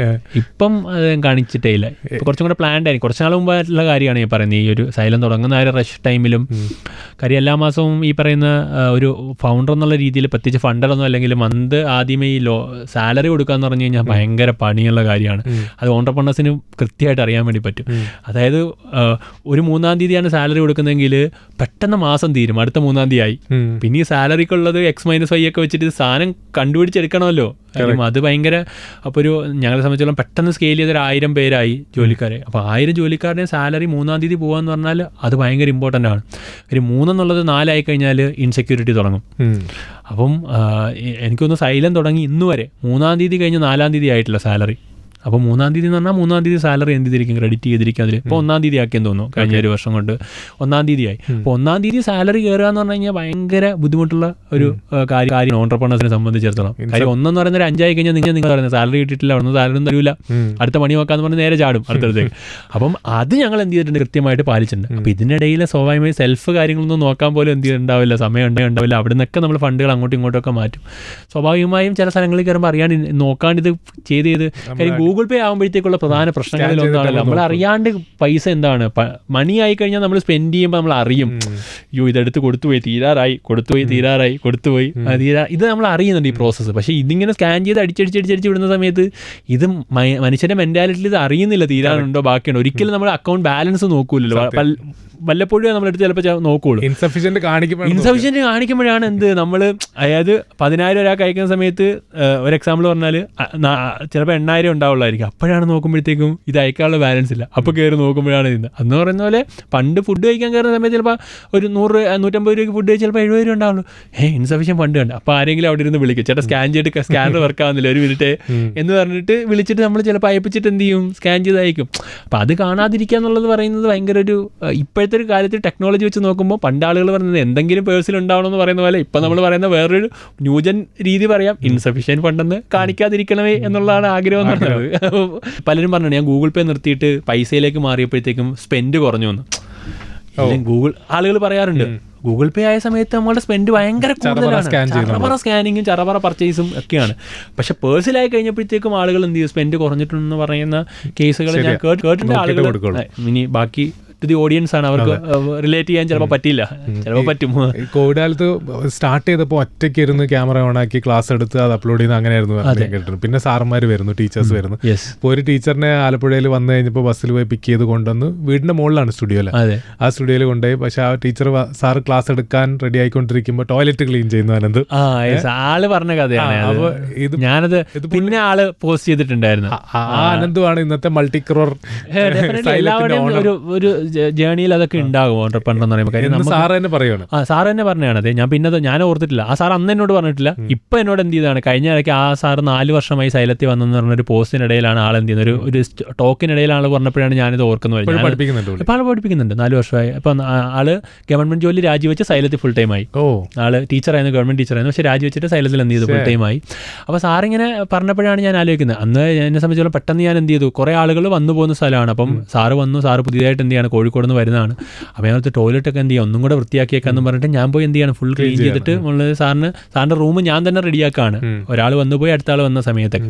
അങ്ങനെയുള്ള ആൾ ഞാൻ പറഞ്ഞില്ല, എല്ലാം ഞാൻ തന്നെയാണ് ചെയ്തിരുന്നത്. അമ്മ ഫുഡൊക്കെ ഉണ്ടാക്കുന്നു, അമ്മ കൊടുക്കുന്നു, ഞാൻ ഈ കാര്യങ്ങളൊക്കെ എന്ത് ചെയ്യുന്നു, വൃത്തിയായിട്ട് ചെയ്യുന്നു, ഇതെല്ലാം കൂടെ മെയിൻറ്റെയിൻ ചെയ്ത് പോകുന്നു. അങ്ങനെ തന്നെയാണ്, അങ്ങനെ ഒരു സെറ്റപ്പിൽ നിന്ന് തന്നെയാണ് ഇത് തുടങ്ങുക. ഞാൻ പറഞ്ഞില്ല, എവരിത്തിങ് സ്റ്റാർട്ട് വെരി സ്മോൾ. പക്ഷേ 5 വർഷം കൊണ്ട് ഈ ജേണി എനിക്ക് എന്ത് ചെയ്യാൻ വേണ്ടി ഓർത്തെടുക്കാൻ വേണ്ടി പറ്റുന്നുണ്ട്. 5 വർഷമേ ആയിട്ടുള്ളൂ, അതുകൊണ്ട് കൂടെയുള്ള ആളുകൾക്കും ഇത് ഓർത്തെടുക്കാൻ വേണ്ടി പറ്റുന്നുണ്ട്. അപ്പോൾ ആ 5 വർഷം കൊണ്ട് തന്നെ അങ്ങനെ തന്നെ സ്റ്റെപ്പ് ബൈ സ്റ്റെപ്പ് തന്നെ ഇത് വരുള്ളൂ എന്നുള്ള കാര്യത്തിൽ സംശയം. ഓരോരുത്തർ വീടിന്റെ മുകളിൽ സ്റ്റുഡിയോയിൽ വന്ന് സ്റ്റുഡിയോ ആക്കിയ സ്ഥലത്ത് വന്ന് ക്ലാസ് എടുക്കുന്നു. ഇന്ന് 1000 കൂടുതൽ ആൾക്കാരുണ്ട്, 3400ഓളം സ്റ്റാഫ് മൊത്തത്തിലുണ്ട്, എല്ലാ വെർട്ടിക്കലിലും ഒക്കെ ആയിട്ട്. ഓരോ സ്റ്റാഫിനെ മാനേജ് ചെയ്യുന്നതിലുള്ള as an owner CEO strategies എന്താണ്, എങ്ങനെ എല്ലാവരും ഹാപ്പി ആയിട്ട്? അല്ല, മാനേജ്മെന്റ് ഈസ് വെരി ഡിഫിക്കൾട്ട്. അത് ഭയങ്കര ബുദ്ധിമുട്ടുള്ളൊരു കാര്യമാണ്. അത് നമ്മൾ സ്ട്രക്ചർ ചെയ്യുക എന്നുള്ളതാണ്. നമ്മളിപ്പോൾ എല്ലാവരെയും കാണുന്നില്ലല്ലേ. 3000 പേരെ ഞാൻ പേഴ്സണലി എനിക്ക് ചിലപ്പോൾ അറിയില്ല. 3000 പേരെ എനിക്ക് അറിഞ്ഞൂടാ, ആരൊക്കെയാണെന്ന് പോലും എനിക്ക് ചിലപ്പോൾ കണ്ട പേരോ ഒന്നും അറിഞ്ഞൂടായിരിക്കും. ഞാൻ അറിയുന്ന ഒരു 15 പേരുണ്ടാവും, അല്ലെ 10 പേരുണ്ടാവും. That is level 2. അവരെ കൃത്യമായി അറിയുക, അവരിൽ ത്രൂ നമ്മുടെ വിഷൻ താഴേക്ക് എത്തിക്കുക എന്നുള്ളതാണ് ഏറ്റവും മെയിൻ കാര്യം എന്ന് പറയുന്നത്. അപ്പോൾ ഒരു സർവീസ് ഓറിയൻറ്റഡ് കമ്പനിയാണ് ഞങ്ങൾ സർവീസ് കൊടുക്കുന്നത്. നമ്മളൊരു സാധാ ഫുഡ് പ്രൊഡക്റ്റ് പോലെ പ്രൊഡക്റ്റ് വിൽക്കുകയല്ല. അപ്പോൾ ആ സർവീസ് കൊടുക്കുമ്പം ആളുകളുടെ എണ്ണം വളരെ കൂടുതലായിരിക്കും. അപ്പോൾ അതിൽ ഏതെങ്കിലും ഒരാളുകൾക്ക് നമ്മുടെ വിഷൻ കിട്ടാത്തപ്പോഴാണ് ഇഷ്യൂസ് കാര്യം ഉണ്ടാകുന്നത്. കാര്യം അത് അവരാണ് കസ്റ്റമർ എൻ്റെ അല്ലെങ്കിൽ സ്റ്റുഡൻറ്റ്, ഞങ്ങളുടെ പേരിൽ പറഞ്ഞാൽ സ്റ്റുഡൻസ് എൻഡിൽ നിൽക്കുന്നത്. അപ്പോൾ അവരുടെ കമ്മ്യൂണിക്കേഷൻ പ്രോപ്പർ ആവാത്തപ്പോഴാണ് ഇഷ്യൂസൊക്കെ ഉണ്ടാകുന്നത്. ഇഷ്യൂസ് ഉണ്ടാകാൻ വളരെ കൂടുതൽ ചാൻസ് ആണുള്ളത്. അതുണ്ടാവാതിരിക്കാനാണ് ആക്ച്വലി ഞങ്ങൾ എന്ത് ചെയ്തുകൊണ്ടിരിക്കുന്നത്, ആ ഒരു വിഷൻ താഴേക്ക് എത്താനുള്ള എഫേർട്ടാണ് നമ്മൾ എടുത്തുകൊണ്ടിരിക്കേണ്ടത്. അതിന് നമ്മൾ താഴെ ഓരോ സ്റ്റെപ്പിലുള്ള ആളുകളെയും അതിനെന്ത് ചെയ്യുക, എഫിഷ്യൻ്റ് ആക്കുക എന്നുള്ള കാര്യമാണ് ചെയ്യേണ്ടത്. ലെവൽ 1 ലെവൽ 2 ലെവൽ 3 അങ്ങനെ സ്ട്രക്ചേർഡ് ആയിരിക്കുമല്ലോ. ആ സ്ട്രക്ചറിലുള്ള ഓരോരുത്തരിലേക്കും നമ്മുടെ മേലിലുള്ള ആളുടെ വിഷൻ എത്തിക്കുക എന്നുള്ളതാണ് ഏറ്റവും ഇമ്പോർട്ടൻറ്റ് ടാസ്ക് എന്ന് പറയുന്നത്. അതെത്തിയാൽ ബാക്കിയെല്ലാം സെറ്റാണ്. അന്ന് 100 രൂപയ്ക്ക് ഇത് തുടങ്ങിയ സമയത്ത്, സൈലൊക്കെ തുടങ്ങുന്നതിന് മുന്നേ 100 രൂപയ്ക്ക് ഒരു ദിവസം ഫുള്ള് പ്ലാൻ ചെയ്ത് എണ്ണ അടിക്കണം, 40 രൂപയ്ക്ക് ബാക്കി ഫുഡിന് അങ്ങനെയൊക്കെ പ്ലാൻ ചെയ്തിട്ടുണ്ട്. ഇപ്പൊ എത്രയെന്ന് ചോദിക്കില്ല, ഇപ്പൊ ലൈഫ് എങ്ങനെയൊക്കെ മാറി, നന്നായി മാറി. ഞാൻ അതിൽ ഡെഫിനറ്റ്ലി പറയാമല്ലോ, നമ്മളെ സംബന്ധിച്ചിടത്തോളം നമുക്ക് ഇഷ്ടമുള്ള ചെയ്യാൻ വേണ്ടി പറ്റുന്നുണ്ട്, ഇഷ്ടമുള്ള വാങ്ങാൻ പറ്റുന്നുണ്ട്, ഇഷ്ടമുള്ള കാര്യങ്ങൾ ചെയ്യാൻ വേണ്ടി പറ്റുന്നു. അതിനൊപ്പം കുറേ ആളുകളെ നമുക്ക് എന്ത് ചെയ്യുന്നുണ്ട്, ഇഷ്ടമുള്ള പോലെ ഹെൽപ്പ് ചെയ്യാൻ വേണ്ടി പറ്റുന്നുണ്ട്. അതിനൊക്കെ അപ്പുറത്തേക്ക് എന്താ വേണ്ടത്? ഇതിനപ്പുറം ഒന്നും ഞാൻ ആഗ്രഹിച്ചിട്ടുമില്ല, എക്സ്പെക്ട് ചെയ്യുന്നുമില്ല. ഇനി എന്ത് കിട്ടിയാലും ബോണസാ, ഇത് സെറ്റ്. ഇനി എന്ത് ലൈഫിൽ വന്നാലും ഇറ്റ്സ് ബോണസ്. അപ്പം അതിൽ വേറെ ഒരു സംശയമില്ലാതെ തന്നെയാണ് ഞാൻ പോകുന്നത്. അതാണ് പൈസയോടുള്ള എൻ്റെ ആഗ്രഹം തീർന്നു. എല്ലാം കഴിഞ്ഞില്ല, അത് പരിപാടി കഴിഞ്ഞു. അതിന് എത്ര ഒരു പോയിന്റ് ചെയ്യുമ്പോൾ എല്ലാവർക്കും അത് റിയലൈസ് ചെയ്യും ലൈഫിൽ. ഒരു ഇത്ര എമൗണ്ട് ഓഫ് മണി വന്നു കഴിഞ്ഞാൽ പിന്നെ എന്ത് വന്നാലും പ്രത്യേകിച്ച് ഒരു ലൈഫിൽ മാറ്റം ഉണ്ടാക്കാനൊന്നും പോകുന്നില്ല. അപ്പം അത് ഡെഫിനറ്റ്ലി എൻ്റെ ലൈഫിലും ഉണ്ട്. അപ്പം അതിനപ്പുറമൊന്നും പ്രത്യേകിച്ച് എന്ത് വന്നാലും അത് ഒരു യൂഷ്വൽ തിങ് പോലെ പോകും എന്നുള്ളതാണ് ഞാൻ വിശ്വസിക്കുന്നത്. അപ്പം പൈസയുടെ എക്സൈറ്റ്മെൻറ്റ് ഉണ്ടാവരുതെന്നുള്ളത് തന്നെയാണ് എൻ്റെ ആഗ്രഹം. കാര്യം ഇത്ര കിട്ടും, ഇനി ഇത്രയും കൂടെ വേണം, ഇത്ര കിട്ടും, അതെന്തായാലും എല്ലാവർക്കും ഉണ്ടാവും. പക്ഷെ അത് ഓവറായിട്ട് ഉണ്ടാവാതിരിക്കുക എന്നുള്ളത് തന്നെയാണ് എന്ത് ചെയ്യുന്നത്, ഞാൻ എൻ്റെ ആഗ്രഹം അത് തന്നെയാണ് ഇപ്പോൾ മെയിൻറ്റെയിൻ ചെയ്യുന്നത്. ഗ്രൗണ്ടഡ് ആയിട്ട് ഉള്ളതുകൊണ്ട് ഇപ്പോൾ ഏറ്റവും കംഫർട്ടബിൾ ആണ്. ഇനി എന്ത് ലൈഫിൽ വന്നാലും it's A bonus. Kozhikode slang നല്ല വന്നിട്ടില്ല. കോഴിക്കോട് കൂടെയുള്ള ആളുകൾ കുറ്റ്യാടിക്കാരും പേരാമ്പ്രക്കാരും ഒക്കെ, അപ്പോൾ അതിന് കുറച്ചും കൂടെ എന്തെല്ലാം അതൊക്കെ കയറി വന്നു തുടങ്ങിയിട്ടുണ്ട്. ഞാൻ പെട്ടെന്ന് എനിക്കൊന്ന് അഡാപ്റ്റ് ആവുന്ന ആളായിരിക്കാം, അതുകൊണ്ടായിരിക്കാം കുറച്ചും കൂടെ അവരുടെ കൂടെ നിന്ന് ആ ഭാഷ ഇങ്ങോട്ട് വരാൻ തുടങ്ങിയിട്ടുണ്ട്. ഞാൻ നല്ല അച്ചടി ആലപ്പുഴ ഭാഷക്കാരനാണ്, പക്ഷേ ഇപ്പോൾ കോഴിക്കോട് ഭാഷയിലേക്ക് വന്നിട്ടുണ്ട്. കുറെ 5 വർഷത്തെ ആ ഒരു ചേഞ്ച് തന്നെയാണ്. കോഴിക്കോടേക്ക് പോകാൻ തീരുമാനിച്ചത് എങ്ങനെയാ? കോഴിക്കോട് ഇസ് എ ഗ്രോയിങ് സ്ഥലമാണ്. നമ്മൾ ചില സ്ഥലങ്ങൾ നമ്മളെ ഏറ്റെടുക്കും എന്ന് പറഞ്ഞില്ല, നമ്മുടെ ലൈഫിലിട്ടാണെങ്കിൽ ഇപ്പം കേരളത്തിൽ ഒരു സ്ഥലത്ത് ജനിച്ചാലും ചില ആളുകളുടെ ലൈഫിൽ കൊച്ചി ആയിരിക്കാം ഏറ്റവും കൂടുതൽ ഇമ്പാക്ട്ഫുൾ ആയിട്ടുള്ളത്. ഇപ്പം സിനിമയിലുള്ള ആളുകളൊക്കെ പറയും കൊച്ചിയാണ് ഞങ്ങളെ ലൈഫേ ചേഞ്ച് ചെയ്തിട്ടുള്ളത് എന്ന് പറയുന്ന പോലെ കോഴിക്കോടാണ് എൻ്റെ ലൈഫ് ചേഞ്ച് ചെയ്തിട്ടുള്ളത് കേട്ടോ. അത്രയും സത്യം പറഞ്ഞാൽ അത്രയും സ്നേഹമുള്ള ആളുകൾ വേറെ എവിടെയില്ല എന്ന് തന്നെ പറയണം. 100% സെൽഫ്ലെസ് ആയിട്ട് ഇഷ്ടപ്പെടാൻ പറ്റുന്ന ആളുകൾ കോഴിക്കോട്ടുകാരാണ്. പിന്നെ ഒരു സ്ഥാപനത്തിന് അത്രത്തോളം അവർ ഏറ്റെടുത്തിട്ടുണ്ടെന്നുള്ളതാണ്. സൈലത്തിൻ്റെ കോഴിക്കോടെന്ന് തന്നെ പറയുന്നതിൽ എനിക്കൊരു സംശയമില്ല. കാര്യം അത്ര അധികം എന്ത് ചെയ്യും, സൈലം അവിടെ റൂട്ടറായിട്ട് വളർന്നിട്ടുണ്ട്, അവരതിനെ ഏറ്റെടുത്തിട്ടുണ്ട്. അങ്ങനെ ഒരു ഗ്രോയിങ് സ്ഥലത്ത് ഞാൻ എത്തിപ്പെട്ട തന്നെയാണ്. ആ ഡിസിഷനാണ് ആലപ്പുഴയിൽ നിന്ന് കോഴിക്കോട്ടേക്ക് വണ്ടി കയറാമെന്നെടുത്ത തീരുമാനമാണ് ലൈഫിൽ എന്നെ സൈലം എന്ന് പറഞ്ഞാൽ അത്രയും സക്സസ്ഫുൾ ആയിട്ടുള്ളത്. കാര്യം അങ്ങനെയുള്ള ഇൻഫ്രാസ്ട്രക്ചർ, അങ്ങനെയുള്ള കാര്യങ്ങൾ, സിസ്റ്റമൊക്കെ ഗ്രോയിങ് ഒരു സ്ഥലത്തുള്ളടത്ത് ആലപ്പുഴ ഒരിക്കലും കിട്ടില്ല, അത് കോഴിക്കോടേ കിട്ടുള്ളൂ.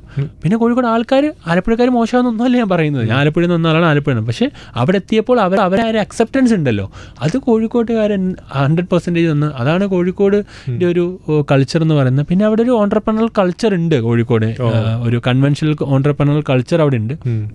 അതുകൊണ്ട് തന്നെ അവർക്ക് ഈ പറയുന്ന കാര്യങ്ങൾ മനസ്സിലാകാൻ, നമ്മൾ പറയുന്നത് നമ്മുടെ ഇഷ്യൂസൊക്കെ മനസ്സിലാക്കി നമ്മുടെ കൂടെ നിൽക്കാനും ഒരുമിച്ച് വളരാനും ആഗ്രഹിക്കുന്ന ഒരു സ്ഥലം തന്നെയാണ്. അത് ഞങ്ങളെ നന്നായിട്ട് ഹെൽപ്പ് ചെയ്തിട്ടുണ്ടെന്നുള്ള കാര്യത്തിൽ ഒരു സംശയവുമില്ല. ഹൈലൈറ്റ് ഡിസിഷൻ ആയിരുന്നു കോഴിക്കോട്. ഡെഫിനറ്റ്ലി കോഴിക്കോട് സൈലമാക്കാം തുടങ്ങാമെന്നുള്ളത് തന്നെയായിരുന്നു, അല്ല അതിലേക്ക് മാറാമെന്നുള്ളതാണ്. ആലപ്പുഴയിൽ നിന്ന് കോഴിക്കോട്ടേക്ക് എല്ലാ കാര്യങ്ങളും കൊണ്ടുപോകാമെന്നുള്ള ഒരു ഡിസിഷൻ തന്നെയാണ് ദ മെയിൻ ഗെയിം ചേഞ്ചർ എന്ന് പറയുന്ന ഒരു സംശയമില്ല. അത് കുട്ടികൾ അവിടെ ഇത് പഠിക്കാൻ കൂടുതൽ ഉണ്ടാവും. അതുകൊണ്ട് മാത്രമല്ല, ഇൻഫ്രാസ്ട്രക്ചർ എന്ന് പറയുന്നില്ല, നമ്മൾ ഈ പറയുന്ന ഓഫീസുകൾ, കാര്യങ്ങൾ എന്നൊക്കെ ബിൽഡിങ്ങുകളാണല്ലോ, ഇതെല്ലാം കോഴിക്കോട് ഓൾറെഡി ഉണ്ട് ഗ്രോജിന്ന്. പക്ഷേ കൊച്ചിയേക്കാൾ കൂടുതൽ ഒരു എഡ്യൂക്കേഷൻ കൾച്ചർ, എൻട്രൻസ് കൾച്ചർ എന്ന് പറയുന്നത് കോഴിക്കോട് വളരെ കൂടുതലായിരുന്നു. കോഴിക്കോട് ഈസ് ലൈക്ക് കൂടുതൽ ഒരു കൊമേഴ്സ് കൾച്ചറാണ് ഏറ്റവും കൂടുതലായിട്ടുള്ളത്. പിന്നെ മൂവിങ് ക്രൗഡാണ്, ഫാസ്റ്റ് മൂവിങ് ക്രൗഡാണ് കൊച്ചി എന്ന് പറയുന്നത്. കോഴിക്കോട് കുറച്ചും കൂടെ സമാധാനം, പീസ്, അങ്ങനത്തെ ഒരു ഇതായിട്ടാണ് എനിക്ക് പേഴ്സണലി തോന്നിയിട്ടുള്ളത്. ഇനി ബാക്കിയുള്ളവർക്ക് റിലേറ്റ് ചെയ്യാൻ വേണ്ടി പറ്റില്ല. അത് എനിക്ക് കോഴിക്കോട് കുറച്ചും കൂടെ തോന്നിയത് കൊണ്ട് തന്നെയാണ് കോഴിക്കോട് ഒരു അങ്ങനെ ഒരു കൾച്ചർ, ഒരു എൻട്രൻസ് കൾച്ചർ ഉള്ളതുകൊണ്ട് തന്നെ അത് ഏറ്റെടുക്കുക എന്നുള്ളത് തന്നെയാണ് നമ്മൾ കോഴിക്കോട്ടുകാരനായി മാറിയോ. 100% കോഴിക്കോട്ടുകാരനാണ്. കോഴിക്കോട്ടുകാരൻ, ഫുഡ് എല്ലാം കോഴിക്കോടെല്ലാം എൻജോയ് ചെയ്യുക. കാര്യം ഡെഫിനറ്റ്ലി ഒന്നെങ്കിൽ നമ്മളെ പുതിയ പുതിയ കടകളൊക്കെ കോഴിക്കോട് വരുമെങ്കിലും എല്ലാ കോഴിക്കോട്ടുകാരോട് ചോദിച്ചാൽ മതി, എല്ലാം ട്രൈ ചെയ്യും ഞങ്ങൾ. പക്ഷെ അവസാനം ഞങ്ങൾ എത്തിയുന്നത് സാഗർ, പാരഗൺ ഈ പറയുന്ന സ്ഥലങ്ങളിലേക്ക് എന്ത് ചെയ്യും, ഞങ്ങൾ എത്തും ലാസ്റ്റ് എന്ന് പറയുന്ന ഫുഡ് ഏറ്റവും കൂടുതൽ ട്രൈ ചെയ്ത സ്ഥലം കോഴിക്കോട് തന്നെയാണ്. റഹ്മത്തുണ്ട്. ഞാൻ ബിരിയാണിയോട് എനിക്ക് അത്ര ഒരു താല്പര്യമുള്ള ആളല്ല, പക്ഷേ ബാക്കിയെല്ലാം ഈ പറയുന്ന സ്ഥലങ്ങളിലെല്ലാം ബിരിയാണി ഏറ്റവും ബെസ്റ്റാണ് കോഴിക്കോട്.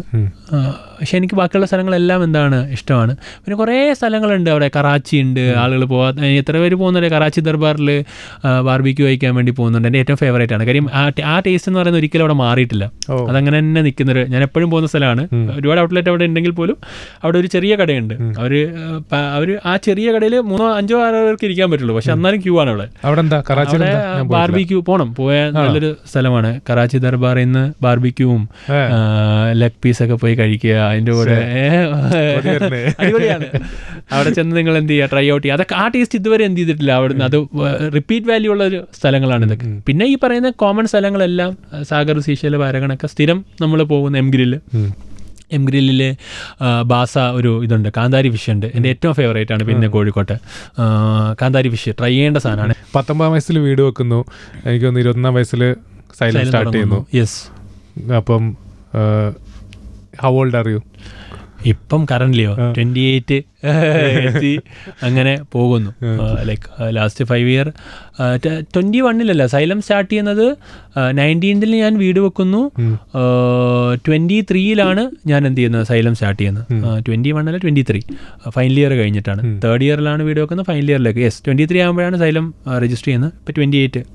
ഞാനൊരു നല്ല ടീച്ചറാണെന്ന് എപ്പോഴാണ് ആദ്യം തോന്നി? ഏറ്റവും ആദ്യം സ്റ്റുഡൻസ് 10 പേര് വന്നുകൊണ്ടിരുന്നിടത്ത് അടുത്ത ദിവസം 11 പേര് അല്ല 15 പേര് 20 പേര് വരുന്നുണ്ടെങ്കിൽ നല്ല ടീച്ചറാണെന്നുള്ളതാണ് ഏറ്റവും മെയിൻ കാര്യം. 10 പേര് വന്നുകൊണ്ടിരുന്നിടത്ത് നിന്ന് അത് 5 പേരായിട്ട് ചുരുങ്ങിയെങ്കിലും അതിനർത്ഥം നല്ല ടീച്ചർ അല്ല എന്നുള്ളതാണ്. എൻട്രൻസ് എൻട്രൻസ് കോച്ചിങ് ഞാൻ പറഞ്ഞാൽ ടീച്ചിങ്ങിൽ ഏറ്റവും കൂടുതൽ നല്ലൊരു ടീച്ചറാണെന്ന് മനസ്സിലാക്കാന്ന് പറഞ്ഞു കഴിഞ്ഞാൽ once you are getting into a class, അപ്പോൾ അവിടെ ആസ് ഒരു ക്ലാസ് പ്രോഗ്രസ് ചെയ്യുന്ന സമയത്ത് നമ്പർ ഓഫ് സ്റ്റുഡൻസ് കൂടിയാണ് വരുന്നത്. നിങ്ങൾക്ക് ആവശ്യക്കാരുണ്ടെന്ന് നിങ്ങൾക്ക് തോന്നലുണ്ടെങ്കിൽ നിങ്ങൾ നല്ല ടീച്ചറാണെന്ന് മനസ്സിലാക്കണം. നിങ്ങൾ പഠിപ്പിച്ചിരുന്ന കുട്ടികളാണ് പിറ്റേ ദിവസം കുറയുന്നുണ്ടെങ്കിൽ ഡെഫിനറ്റ്ലി മനസ്സിലാക്കിക്കൊണ്ടാണ് ക്ലാസ് എന്താണ്, it's not up to the mark എന്നുള്ളത്. അത് അവിടെ നിന്നാണ് തിരിച്ചറിയുന്നത്. അതിൽ വെച്ച് എന്നെ നോക്കുമ്പോഴത്തേക്ക് ഞാൻ ആദ്യം 10 പേര് 20 100 ചിലപ്പോൾ 500 പേരെ വെച്ചുകൊണ്ട് ഒരു ക്ലാസ്സുകൾ എടുക്കുന്ന രീതിയിലേക്ക്, റിവിഷൻ ക്ലാസ്സുകൾ എടുക്കുന്ന രീതിയിലേക്ക് ഞാൻ എന്ത് ചെയ്തു, കമ്പൈൻ ക്ലാസ്സുകളൊക്കെ വരാൻ തുടങ്ങി.